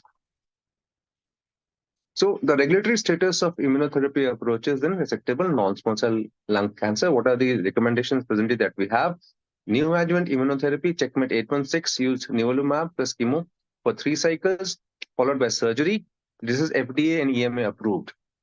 Surgery followed by post-adjuvant immunotherapy. So as far as neoadjuvant is concerned, only as on the basis of checkmate 816, FDA has approved the use of nivolumab. Post surgery, that is adjuvant immuno, there are 2 trials which have got FDA approval, and that is one is IM Power 10, which has used atezolizumab. There, if you see the PD-L1 status is more than equal to 1, and Keynote 091, in which chemo was optional, followed by pembrolizumab. So as far as these studies are concerned, the recommendations are concerned, which were existing, is that neoadjuvant with nivo, adjuvant, atezo, and pem. Now, what we have here is that again study which used durvalumab plus chemo with 4 cycles as neoadjuvant, followed by surgery, followed by adjuvant durvalumab for 1 year. And this is the newest approval, which has got FDA approval. Keynote 671 already has pembrolizumab. Pembrolizumab was already approved as per Keynote 091. So I'll not be covering the others. Let's go to the again study. So next slide, please. Yeah. So again is a phase 3 global. That means it's multi-continental, randomized, double-blind, placebo-controlled study. The study population was treatment naive, ECOG 0 or 1, resectable non-small cell lung cancer. As per them, the definition was stage 2A to 3B and N2. Even N2 they included as resectable. Surgery that was done planned was lobectomy, sleeve resection, or bilobectomy as planned surgery. Confirmed PD-L1 status. Now, this is very important. They did the PD-L1 status and it was more than equal to 1. Then only immunotherapy was planned. And there was no, obviously, there was no documented EGFR or ALK aberrations. So they were not candidates for targeted therapy per se. So they were randomized to durvalumab, 1500 mg IV plus platinum-based chemotherapy, just cisplatin or carboplatin, 3 weekly, 4 cycles, versus placebo plus platinum-based chemotherapy again, 4 cycles, surgery, and post-op durvalumab as adjuvant for 12 cycles or placebo for 12 cycles. Endpoints were all efficacy analysis performed on a modified population that excludes patients with documented EGFR ALK aberrations. Primary endpoints are PAT-CR by a central lab, EFS, and key secondary endpoints are MPR, DFS, and OS. So the question that they wanted to answer in this study was, does neoadjuvant durvalumab plus chemotherapy followed by adjuvant durvalumab improve PAT-CR and EFS in resectable stage 2 and 3B non-small cell lung cancer compared with only neoadjuvant chemotherapy plus placebo? So this was the question which formed the basis for a phase 3 trial. So what was the baseline characteristics and planned treatment? Baseline characteristics was largely balanced between the study arms. As you can see here, age 65 was the median age in both the arms. Surprisingly, 65 is quite a late age as far as Indian data are concerned. We get more lung cancers earlier than this. Male to female, yes. Male to 68, male to female, same. We also have the similar ratio of 2:1 between the male and the female, though their female ratio is slightly higher than ours. ECOG performance status 0 and 1 were used. They did not use even 2 or 3. So that is, I think, would be a limitation of the study. Race, Asians were 39%, which is very remarkable for D arm, and 43% for placebo arm. Whites and others. Others would probably mean people from other, especially the African countries. Region was Asia. Again, Asia was a part of this study. And Europe, North America, South America. Smoking status, they also used smoking status, which is a very effective, good marker. Current was 26, former 60, and never smoked. So they had a population of people who had never smoked, but they still had non-small cell lung cancer. Disease stages was 2, 3A, and 3B. Histology, they have clarified squamous and non-squamous. Non-squamous apparently should be adeno, but they said non-squamous. And PD-L1 expression, this is very important. They had a wide percentage of people with PD-L1 expression. Less than 1% also were taken in this study. Now this, as per if you see the initial slide, they said PD-L1 more than equal to 1, but they did include people with PD-L1 status less than 1%, 33.3 in the durvalumab arm, and 33.4% in the placebo arm. 1 to 49, again 36%, 38%, nearly same, and more than 50% PD-L1 expression, and again nearly the same. So they did have an arm which had less than 1% of PD-L1 expression also. And a neoadjuvant cisplatin was planned at 7%, and carbo was planned in 72.7. More for carbo, obviously because of the renal toxicity. So the planned neoadjuvant chemotherapy doublet regime was carboplatin based for more than 70% of patients. Usually we also follow more of carboplatin based doublet chemotherapy. And the TNM classification, if you see the primary tumor, they had all T1 to T4 and nodes till N2. This is a good part of the study that they even went including N2 patients in their group of people. Only thing negative what I feel is that they have used TC with less than 1%. So I am not sure what will this have an effect on the overall survival or not. So let's go for the other features. So this is the updated event-free survival, second planned interim analysis.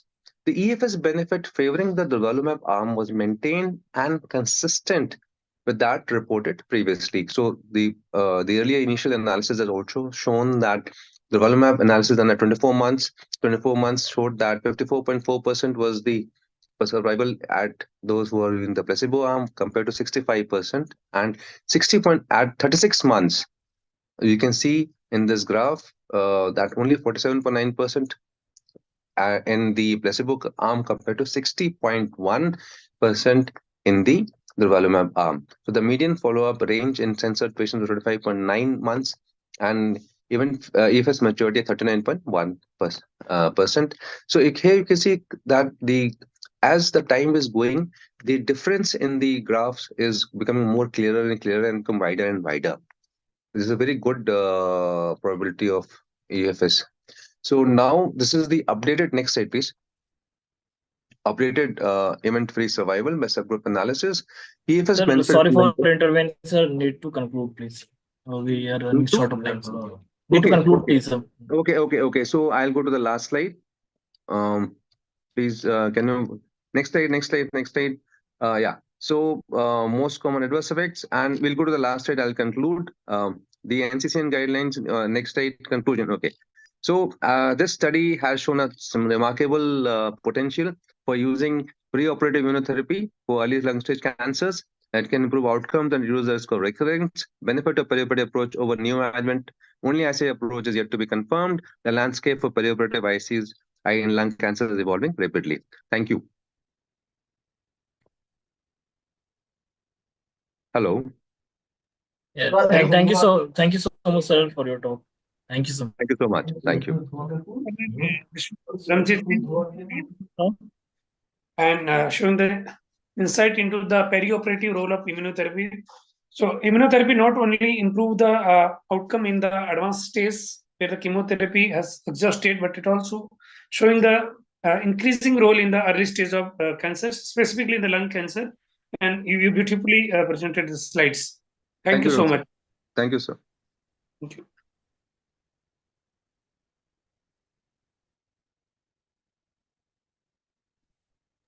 Thank you, sir. For the next talk, I would like to invite Dr. Abhishek Bansal, sir. Sir is consultant medical oncologist, ESIC Medical College, Faridabad, and sir will talk on newer updates in management of ESSCLC.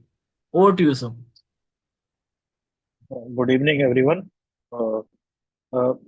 Thank you, sir, for inviting me, RK sir, inviting me to this conference to speak on this topic. Can you upload my slides, please, the tech team?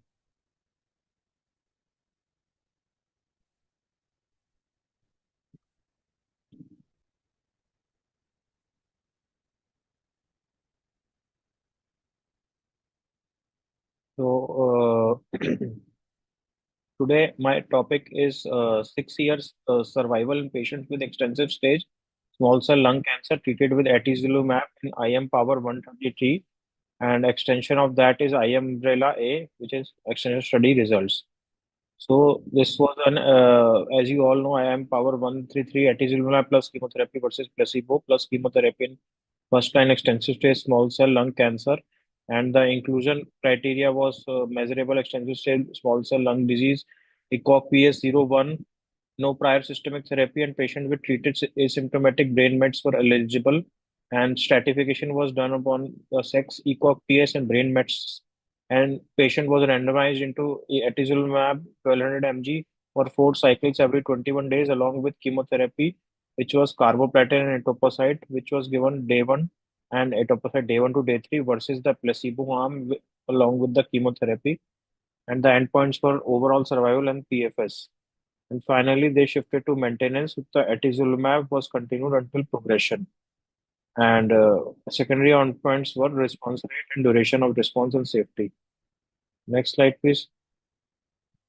So you can see this Kaplan-Meier curve in which the atezolizumab arm fared better, and the curves are separating after some time. And at the 12 months OS, median OS, the median OS is 12.3 versus the 10.3 in the placebo arm.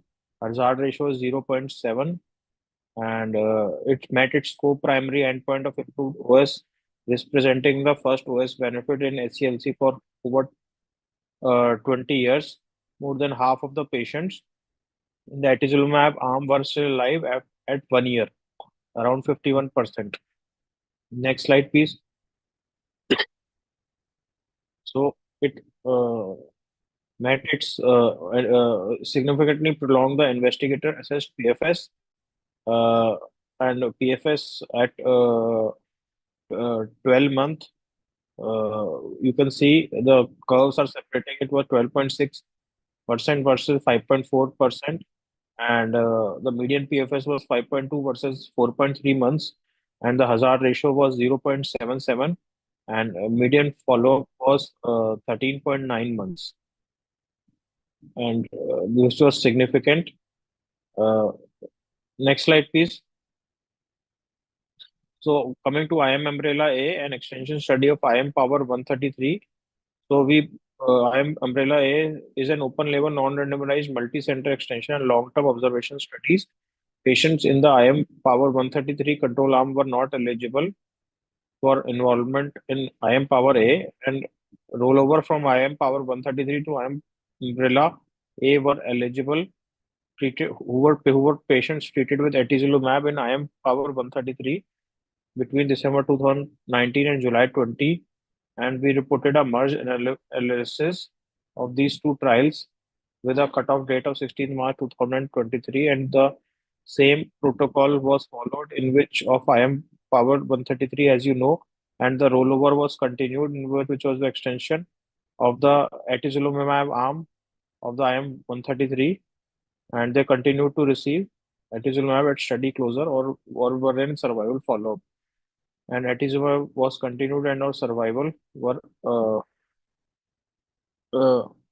follow-up. Next slide, please. So you can see these are the baseline patient disease characteristics at the time of enrollment, and you can see they were stratified by age and the age, male, ECOG PS status, and the brain mets, the liver mets. Next slide, please. So you can see the curves. The IM Power 133 and Umbrella is the top upper curve, which is the rollover, and the placebo versus the placebo arm, which are separating, and the 5-year OS is around 12%, and the median OS is 12.3 months versus 10.3 months in the placebo arm. After and medium follow-up was 59.4 in the atezolizumab arm versus the placebo arm, which is 26.4 months. And you can see the OS rate is significant in this IM Power 133 along with the Umbrella arm, which was rolled over 1 year, 2 year, 3 year, 4 year. You can see 13%, and 5 year finally 12%. The placebo arm was not evaluated. Next slide, please. So you can see the 5-year 12% is the OS rate of the IM Umbrella arm versus the placebo arm, suggesting the continuous benefit of the atezolizumab in the 5-year arm. So this is the same which we discussed in the previous slide, that you can see the atezolizumab wins in the first year, second year, third year, fourth year, in the rates, 5 year, all the OS rates. Next slide, please. This is the spider, the swim lane plot of patients who rolled over to umbrella arm, and around 18 patients rolled over from the to the umbrella arm, and this you can see the patients who were undergoing the treatment. Next slide, please. So these are the safety outcomes in the umbrella arm, the serious adverse events or the adverse events, and these were the routine which was as expected versus the placebo, which was not documented, and or there were no grade 3 events which were present in the placebo arm. Next slide, please. So this is the overall survival rates across all the SCLC trials. This is the IMpower 133 umbrella A arm, in which the atezolizumab, you can see at the 5 years, as we discussed, it was 12%, and the 6 years it's 11%. The Caspian trial, which is for the durvalumab arm, which is reached up to 3 years, and it is 18% versus a 6% placebo arm. And the pembrolizumab trial, which the 3% is 16%. So can we now utter the C long-term control cure rate in context of SCLC, as we have reached up to 6 years and still the 11% of population is surviving in this trial, as we came to know. Next slide, please. Next slide.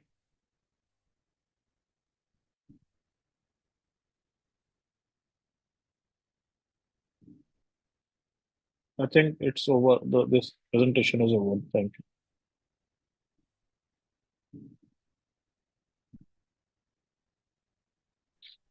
Thank you, sir. Thank you so much for your talk, sir. And Thank we'll you. move. Wonderful talk. And it was really helpful for the audience to learn the new insight, the role of IU in the small cell lung cancer. Thank you, Abhishek, once again. Thank you, sir. Thank you. So the next talk is going to be very interesting as well as the exciting, because now we need to think beyond the TKIs and IOs. And to deliver the talk, I would like to invite Dr. Shyam Agarwal, sir, guide and guru to many. And sir doesn't require any introduction. He's heading the Department of Medical Oncology at the most prestigious hospital, Sir Gangaram Hospital. Good evening, sir. Thank you. Thank you, Dr. Chaudhary, for this opportunity. Thank you so much. Yeah. No, you're most welcome. Thanks for your kind words. So, this is the use of the antibody drug conjugates and bispecific antibodies has really come of age and is developing extremely rapidly and is becoming a pillar of, anti-cancer therapy today. So I'm just going, this cannot be finished in 10-15 minutes, which have been allotted. So I'll just show you a glimpse as to where, we are going, what is happening, a little bit of understanding and trying to differentiate between the antibody drug conjugates, because I think we are using a lot of them in our practice, but then I think it's a small, brief overview. So can we have the next slide? The first slide, tells you about the what the antibody drug conjugate is, which we all, understand. To the antibody, there is a payload attached, and that payload has, huge potency, 100 to 1000 times more potent than small molecular chemotherapy payloads. So that is one difference. You will see the different payloads, but what is more important is the linker. To understand the linker, cleavable linker or non-cleavable linker.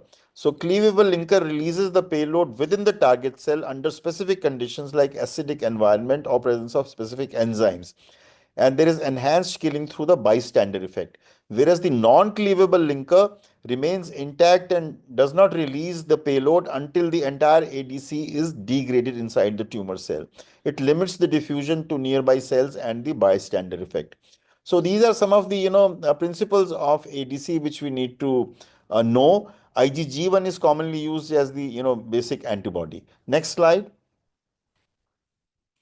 So you have to move the slides. I think this we all know the mechanism of action. The antibody, attaches to the tumor cell, and the ADC is internalized, processed within endosomes or lysosomes, which results in the release of the payload. And the classical mode of action is to kill the tumor cell, but this bystander killing effect, because the payload is released from the lysed tumor cell, and then of course the component of immune effector cells by ADCC. So this is in a nutshell the effect of ADC. Next slide. So these are some of the HER family receptors which I'll just come to. Next slide. So HER2 is a targetable biomarker in cancer. As we all know, it is present in a proportion of patients up to 15-20%. You can see the breast cancer, the gastric cancer, in lung cancer, bladder, cervical, endometrial, ovarian, and so on. So this is dimerizing with other receptors of HER family. Next slide. Next slide. Next. So this is again to show you the same thing. Can you go to the previous slide? Yeah. So these linkers which help you decide how the tumor, the antibody is going to behave in terms of efficacy, and the payload again decides on the efficacy of and the side effect profile of the ADC. Next. I will skip this. Next. Next slide. I think we have covered these. Next. Next, please. So this, now we go to the previous slide. So this is a slide which tells you about the side effects of these ADCs. Now, for example, the HER2, as we all know, can result in cardiotoxicity. HER3 antibody has thrombocytopenia. TROP2, which is a commonly used target, results in rash and mucositis. And the immune-mediated side effects due to the binding to FC receptors on immune cells, ILD is the side effect which we all understand. Similarly, the payload also determines the side effects. The microtubule inhibitors like DM1 will have hepatotoxicity, thrombocytopenia. SNG or SN38 in SG results in diarrhea and neutropenia, and in the duocarmycins result in neutropenia. So you need to sort of understand the binding antibody and the payload for the toxicity profile. And as you move from non-cleavable to cleavable, so the cleavable will have more chemotherapy-like toxicities, whereas in TDM1, for example, the stability is there, and therefore you will have less side effects from the payloads. Next slide. So this is some way of remembering these, ADCs. So I think the trastuzumab emtansine, the Kadcyla, we've been using 3.5:1 non-cleavable linker. Next slide. Has been approved in two indications we all know, through the Amelia study and through the Catherine study. I think we'll not go into the details of this. So TDM1 is being used in patients with MBC and in early breast cancer. Next slide. So this is the most important drug which is currently in use. That is the TDM. This is the trastuzumab deruxtecan 8:1 linker. I mean, the payload, and there is a cleavable linker here. So if HER2 positive MBC, HER2 low MBC, in gastric and GE junction adenocarcinoma, HER2 positive, HER2 mutated non-small cell lung cancer, and soon I think in India we're going to have HER2 positive agnostic, tumor agnostic indication. So this is the most common used ADC in solid tumors. Next slide. This is to show you those studies, Destiny 03 and Destiny 04, Breast 04. They showed positive outcomes and therefore form the approved indication in breast cancer by FDA. Next slide. And in gastric adenocarcinoma, in HER2 mutated, these are the outcomes. I can't go into the details of this. And pan tumor indication is there for IHC3 plus for HER2. So, I mean, going into the little detail of this, so you need to have the understanding of the pathology and the kind of reporting which you should see. So, other than bladder and salivary gland, it is the gastric type of reporting which should be done, which I think the pathologist should know. Next slide. So this is the other target which is being exploited, that is the TROP2, because there is an overexpression, as you can see, in oral cancer, lung cancer, pancreatic, colon, prostate. Almost 70 to 80% patients will have TROP2 overexpression in solid tumors. Next slide. So this, ended up in developing sacituzumab govitecan. As you can see here, the SN38 is the payload, and the ratio of the attachment is 7.6 is to 1, and this is being currently used in a variety of cancers. Next slide. So it is approved in basically 3 indications, TNBC, in subsequent lines of therapy in hormone receptor positive, HER2 negative breast cancer, TROPICS 2 study. In TNBC, it is the ASCENT study, and the urothelial cancer. So this is again in subsequent lines of therapy. So these are 3 indications for using sacituzumab govitecan. I mean, we don't have it here, but it can be obtained for a suitable patient after the failure of first, second lines of therapies. Next slide. So this is again the difference between these two drugs, the sacituzumab and the dato-DXd. So you can see that the drug linker here is different. The ratio is different for dato-DXd. The ratio is 4:1, and in the sacituzumab govitecan, you have again cleavable linker, and here you have a tetrapeptide based cleavable linker again. So this drug is undergoing studies at this point in time and is not approved. Next slide, please. So this is a Tropion breast 01 phase 3 study, shows a 37% reduced risk of progression in patients with HR positive HER2 negative MBC. And there are a lot more studies. I think since it is not approved, I'm not going to go into the details of this. Next slide. So now coming to, what are the other targets and ADCs which are developing. As you can see, HER3 is an important, molecule which I'll just show you. The patritumab, talked about, TROP2. Then you have the CEA CAM5. I'll just show you some little data there. CMET is emerging very rapidly. B7H3 is again emerging quite rapidly. Next slide. So there are more than 60, 70 ADCs which are evolving so very rapidly. So in this novel HER3 targeted ADC, 8:1, the ratio for the payload and cleavable linker. Next slide. So a few slides on this. I'll just skip this. Next slide. So this is to show you the efficacy in patients who have failed EGFR TKI. And if you use this HER3 ADC, the overall response rate is 29% and the overall survival is 12 months. So which is not bad in a patient who has failed EGFR TKI. Next slide. This is regardless of the mechanism of escape. Next slide.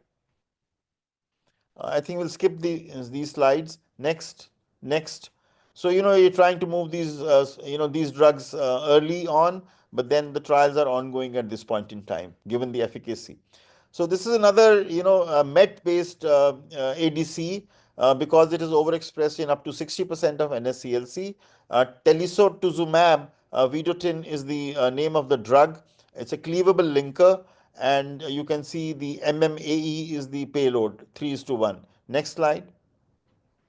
So again, you can see, the efficacy of these MET antibodies in non-small cell lung cancer up to, 52% in patients who do not have EGFR expression. So, again, in the second line, the trials are ongoing. So keep looking at this. Next slide. So people are trying this, for patients along with osimertinib in first line or even in second line for that matter, and you're getting some good results. So MET is a target, which we need to understand and use these antibodies judiciously. Next slide. So this is the carcinoembryonic antigen-related cell adhesion molecules. And again, you can see overexpressed in non-small cell lung cancer, and the drug is in development. Next slide. So this is again to show you the efficacy. Response rates in high expressors is up to 20%, and the side effects are on the cornea. So I think these are new drugs which we sort of keep an eye on, but we need to understand that such drugs are coming in the picture. Next slide. So now switching gears to bispecific, antibodies, which are targeting the tumor and the T cells, getting them together. There are several drugs. Some of them we are using. Next slide.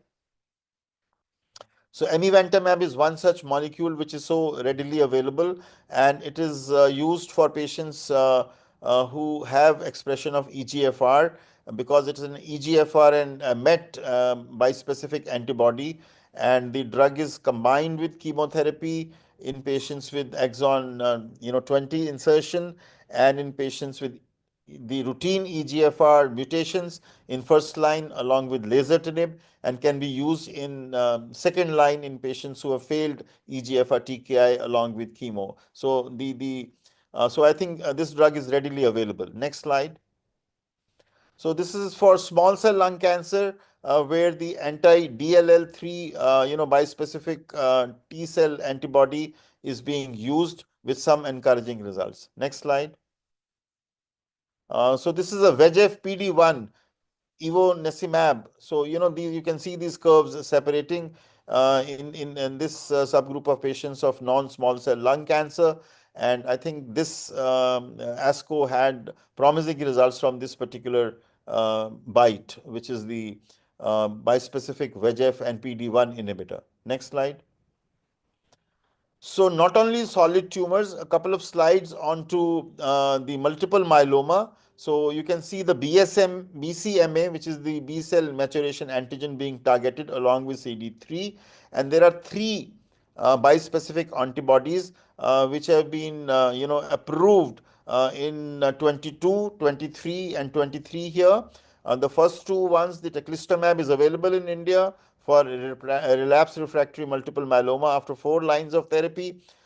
Elrentamab, again for 4 lines, and this is another antibody which is telcutamab against GPRC5D, which is again a target for CAR T cell, also with promising results. So these kind of bispecific antibodies are coming up in patients who have failed several lines of therapy in patients with multiple myeloma, and they are all FDA approved. And the first one here, the teclistamab, is approved in India by DCGI for its use. Next. So this is the the antibody against CD20, and these are several of these. And I think we've commonly heard of glofitamab, because it's a Roche product, and this can be perhaps obtained on compassionate use after having failed drugs like rituximab and polatuzumab and chemotherapy. And the trials and you can see these two, the green ones, are approved in third line in US for relapsed refractory follicular lymphomas, whereas glofitamab is in the third line for relapsed refractory DLBCL. So it's really making waves of BiTEs and ADCs. Next slide, which perhaps maybe the last slide here. So this is a new era for I'm not, you can see these targets here and the antibodies being developed. So I think these are going to really come up in a big way in the next few years and form a big a pillar of anti-cancer treatment not only for solid cancers, but also for hematological malignancies. So we really need to, I'm not talking about the side effect profile because each antibody drug conjugate has its own toxicities, the common ones being nausea, vomiting, alopecia, interstitial lung disease, and again, specific to those payloads which we use, which I just showed you. So I think I'll just stop here, and if there are any questions, I'll be happy to take them. Thank you. Thank you, sir, for such a beautiful and insightful talk. And I don't think after such a wonderful talk, there is any room left for any query and doubts. Thank you. Thank you, sir. So with this, we are coming to the end of the session 2, and we'll move on to the session 3, which is a GU cancer update. And for the next talk, I would like to invite my dear friend and very senior and dynamic oncologist from Rajiv Gandhi Cancer Institute, Dr. Rajat Shah, sir. And Dr. Rajat is going to deliver his talk on the recap of ASCO GU 2025. Dr. Rajat Shah, please. Thank you very much, Dr. Chaudhary, for inviting me and interacting on this platform. And the topic which you gave me is quite a recent topic, means as to I have to kind of see what are the various new trials which have been presented in the field of ASCO and ESMO GU 2025. So I'll be first sharing my slide.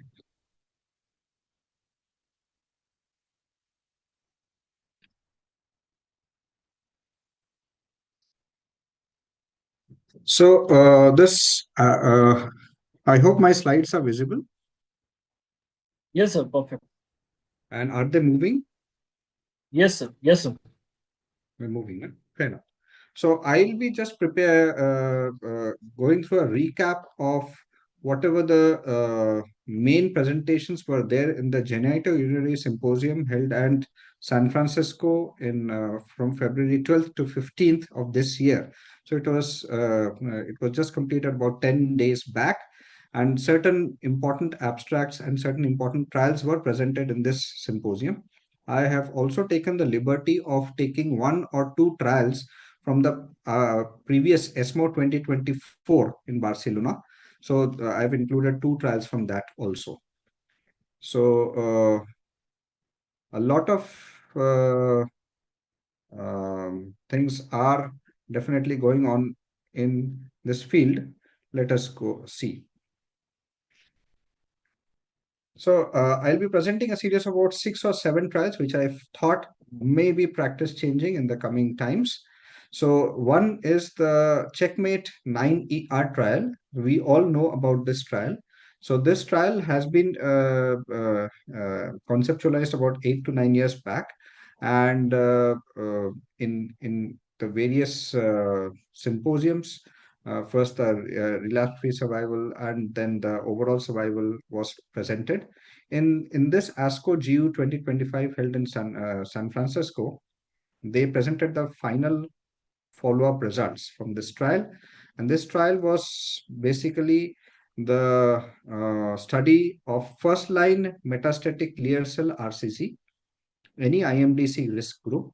They were stratified into two groups. One is nivolumab and cabozantinib, and the second group was the standard of care sunitinib.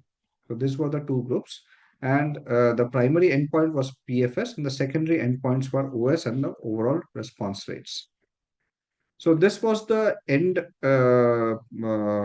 point or the results of the study. Here we can just see that in the favorable, this is the favorable group, there's the intermediate IMDC group, and this is the poor group.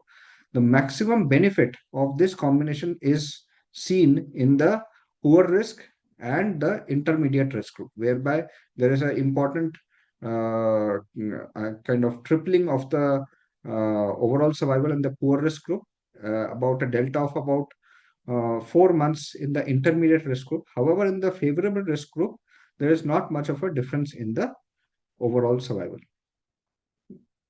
So the long-term efficacy benefit was observed with nivolumab plus cabozantinib over sunitinib in this final follow-up study in the CheckMate 9ER studies. There were no new safety signals. The results continue to support the role of nivo and cabo as a standard of care for previously untreated advanced clear cell RCC.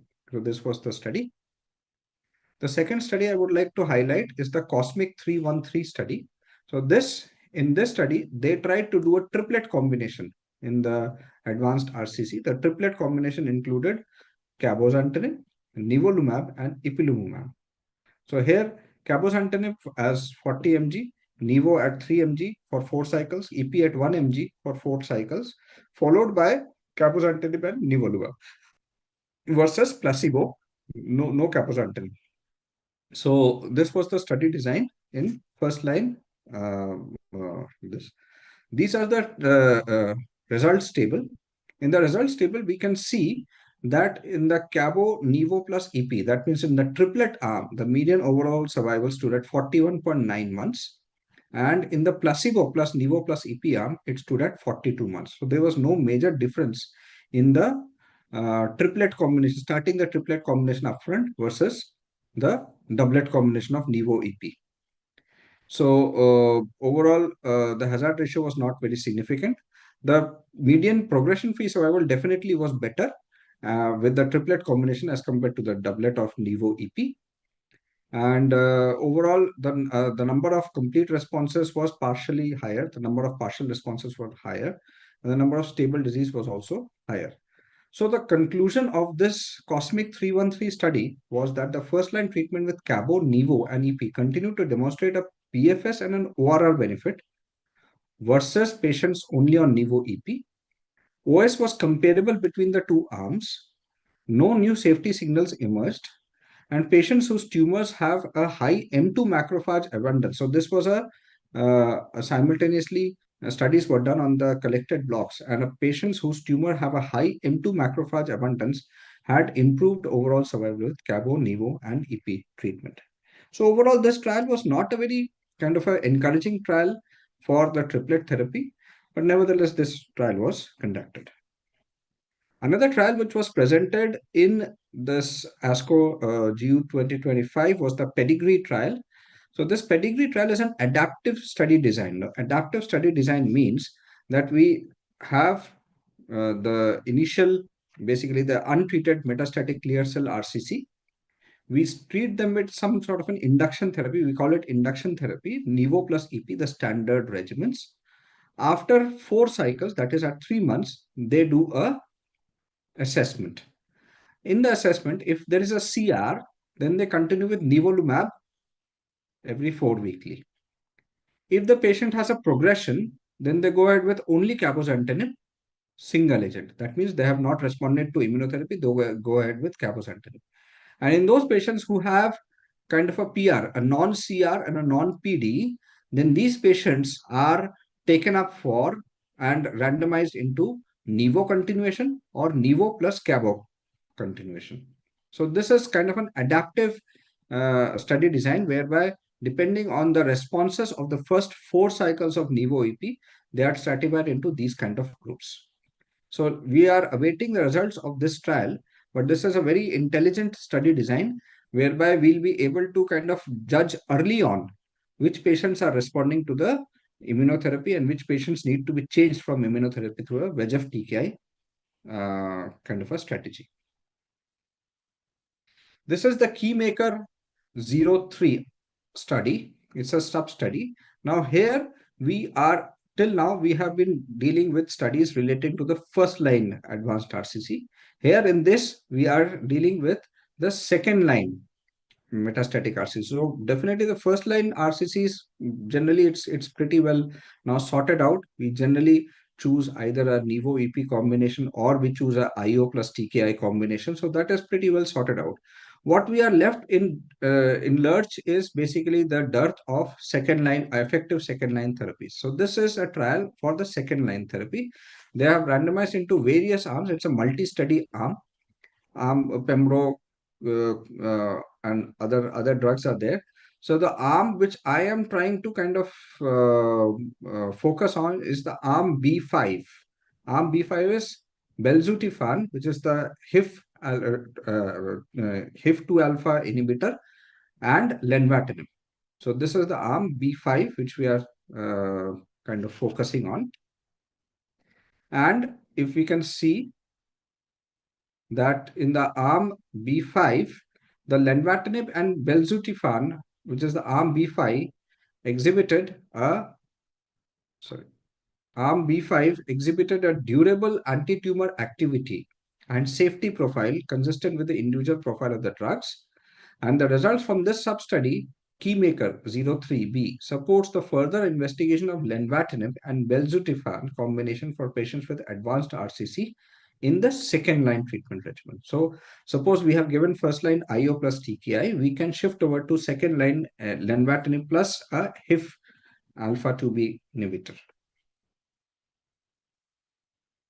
So this is the next trial which I'm focusing on is on bladder cancers. This is the Niagara study. The Niagara study design was used basically perioperative durvalumab or perioperative immune checkpoint inhibitor durvalumab along with gemcitabine cisplatin in muscle invasive bladder cancers. So we all know muscle invasive bladder cancers, the standard of care is chemotherapy, platinum-based gemcitabine platinum chemotherapy for 3 to 4 cycles, followed by surgery, followed by follow-up. And quite a lot of patients do fail after the radical cystectomy.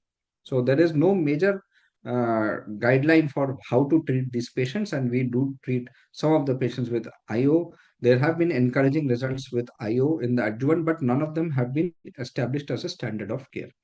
Now, in this study, this is the first of its kind to check the perioperative. That means they have used durvalumab in the neoadjuvant setting at 1500 milligram plus gemcitabine cisplatin for 4 cycles. And then they have done the radical cystectomy, and then they have continued the durvalumab as an adjuvant for 8 cycles more.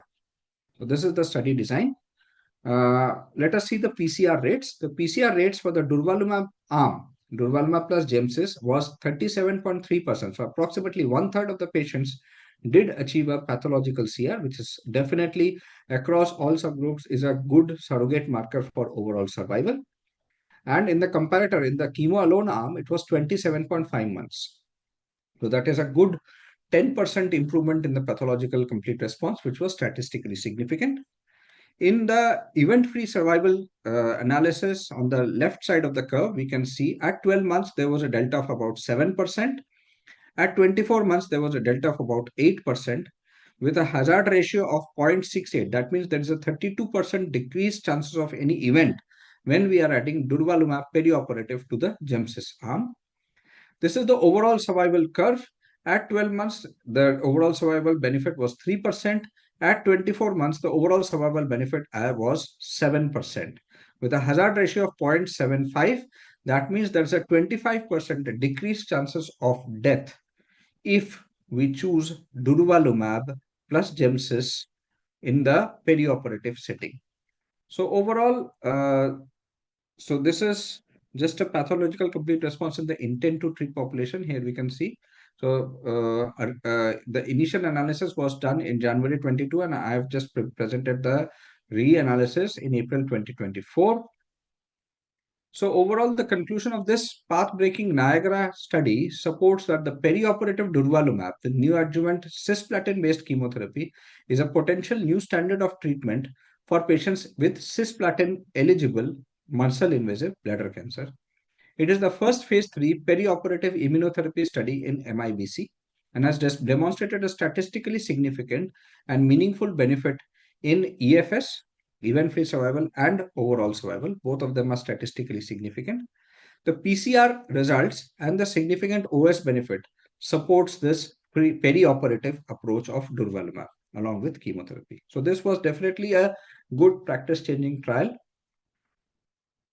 I would next present a trial on prostate cancers, a few trials on prostate cancer. One is the TALAPRO-2 study.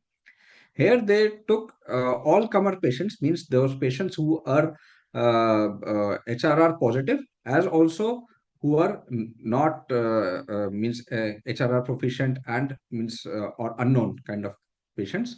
So all comers was there. So they were categorized into talazoparib at 0.5 milligrams per day plus enzalutamide versus placebo plus enzalutamide, and both the cohorts were separately kind of analyzed. And here we can see that in the HRR deficient population, the talazoparib plus enzalutamide had a very good overall improvement in the radiological progression-free survival from 16.4 months to 27.9 months. So approximately 11 months of improvement in the radiological progression-free survival when we add talazoparib in the HRR deficient arm. And in the HRR non-deficient or in the unknown kind of patients, here also there is an improvement in the radiological progression-free survival. Both are statistically significant.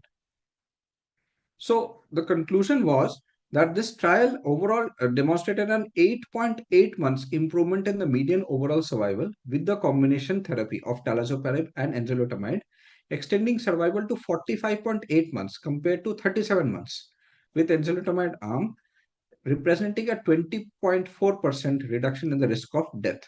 So this is in all comers. This is in all comers. So that means irrespective whether you are doing the HRR, whether you are not doing the HRR, still talazo plus enzalutamide has the ability to give a 20% reduction in the risk of death and 8.8 months improvement in the overall survival. And in the patients with homologous recombination repair defect, that means HRR positive patient had an even greater 38% reduction in the risk of death, translating to a 14 months overall survival in this group.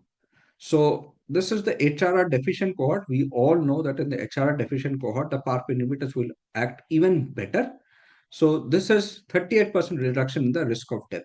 So the thing to note here is even in the HRR non-deficient person or in a patient in whom we have not done the HRR, there also somehow talazoparib is able to help and add in the median overall survival vis-a-vis only enzalutamide.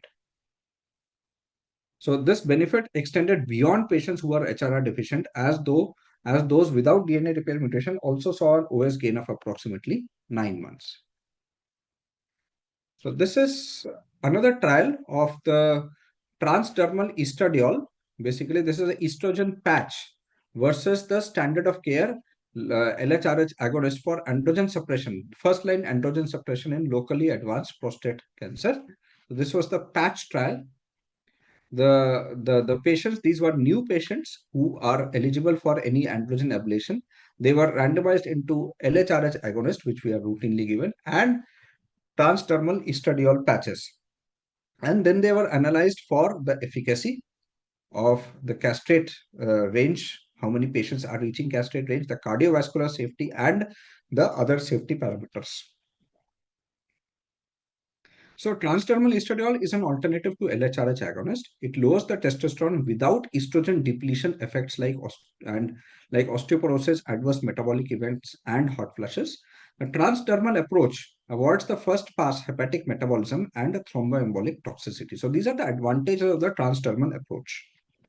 So the primary outcome of metastasis-free survival, there was, if we can see that there is with LHRH agonists, the 3-year metastasis-free survival was 87%. With the transdermal estrogen patches, the 3-year metastasis-free survival was 86%. So it was absolutely parallel and it was absolutely non-inferior to LHRH agonists.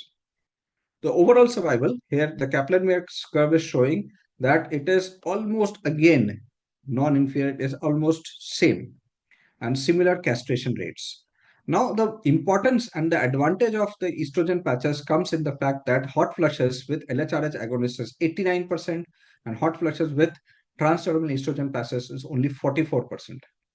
Gynecomastia is more with estrogen patches at 85% versus only 42% with LHRH agonist.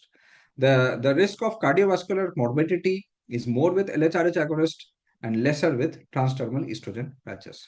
So the conclusion of this patch trial was that transdermal estrogen patches are as effective as LHRH agonist, and there is no detriment in terms of the prostate cancer outcomes or overall survival in starting androgen suppression with transdermal estrogen patches. So transdermal estrogen patches provides a choice about expected side effects and route of administration, allowing for personalized treatment plans. Ultimately, here we apply 4 patches twice in a week. So overall, it is very simple. There is no injections, and it should be a standard of care ADT option in a M0 disease who is requiring an androgen depletion therapy. So this is a very good revolutionary trial which we can use once these transdermal estrogen patches are available in India. So just to conclude my presentation on the main trials of the ASCO GU 2025, the first trial I had presented was the Checkmate 9 ER study, whereby they have proved that nivolumab and cabozantinib has stood the test of time as the first-line treatment option in metastatic clear cell RCC. No doubt about that. As regards the Cosmic trial I discussed, there are definitely lesser takers for triple drug combination of Nivo, Ipi and Cabo, as there is no survival benefit and higher toxicity with this regimen. So we might not give it upfront all the triple regimen. We might do it in a sequential fashion, which is better. And hence this trial, the third trial which I discussed, the Pedigree trial, is an adaptive design to tailor the regimen based on the responses, initial responses. So that is a better approach, I would say. The Keymaker trial proved that beyond progression on first-line IO plus TKI combination, we have got the second-line lenvatinib and belzutifan combination, which is there, which improves the survival. The Niagara study was a revolutionary study of perioperative durvalumab in combination with Gemcis, and it shows improvement across all parameters, EFS, OS, and PCR in muscle-invasive bladder cancer. The TALAPRO study, which is a combination of talazoparib and enzalutamide, shows benefit in overall survival in all comers, as also in HRR positive patients. The PATCH trial is one of my favorite trials. It is that the transdermal estrogen patches are as effective as LHRH agonists in the metastatic castrate-sensitive prostate cancer as first-line androgen ablation therapy with lesser incidence of hot flashes and cardiovascular morbidity. So with that, I would like to end my presentation and open to any questions. Thank you very much. Thank you, Dr. Rajat Saab, for such a beautiful and insightful presentation in such a simplified way. It was really helpful for the all of us, audience. So with this presentation, we come to the end of today's agenda. And I would like to thank you, all the speakers, all the participants, and not but the least, all my academic partners, Roche, AstraZeneca, Lupin Oncology, Fregenus, MCure, Intas Oncology, Dattar Cancer Genetics, Cipla Oncology, Glenmark, Aris, Otsuka, and Onquest Laboratories, without whom the conference would have not been successful. So thank you once again, and tomorrow we'll meet again at the same sharp at 7 o'clock to discuss about the breast cancer as well as the gynecological cancers. Thank you so much all once again. Thank you. Good night. And good night to each and everyone. Thank you, Dr. Chaudhary sir, and thank you everyone, this team, speakers, moderators, and panelists for such a wonderful discussion. On behalf of my colleagues, Arab and Ashika, it's time to say goodbye, and we meet you again at 7 p.m. tomorrow. Thank you so very much.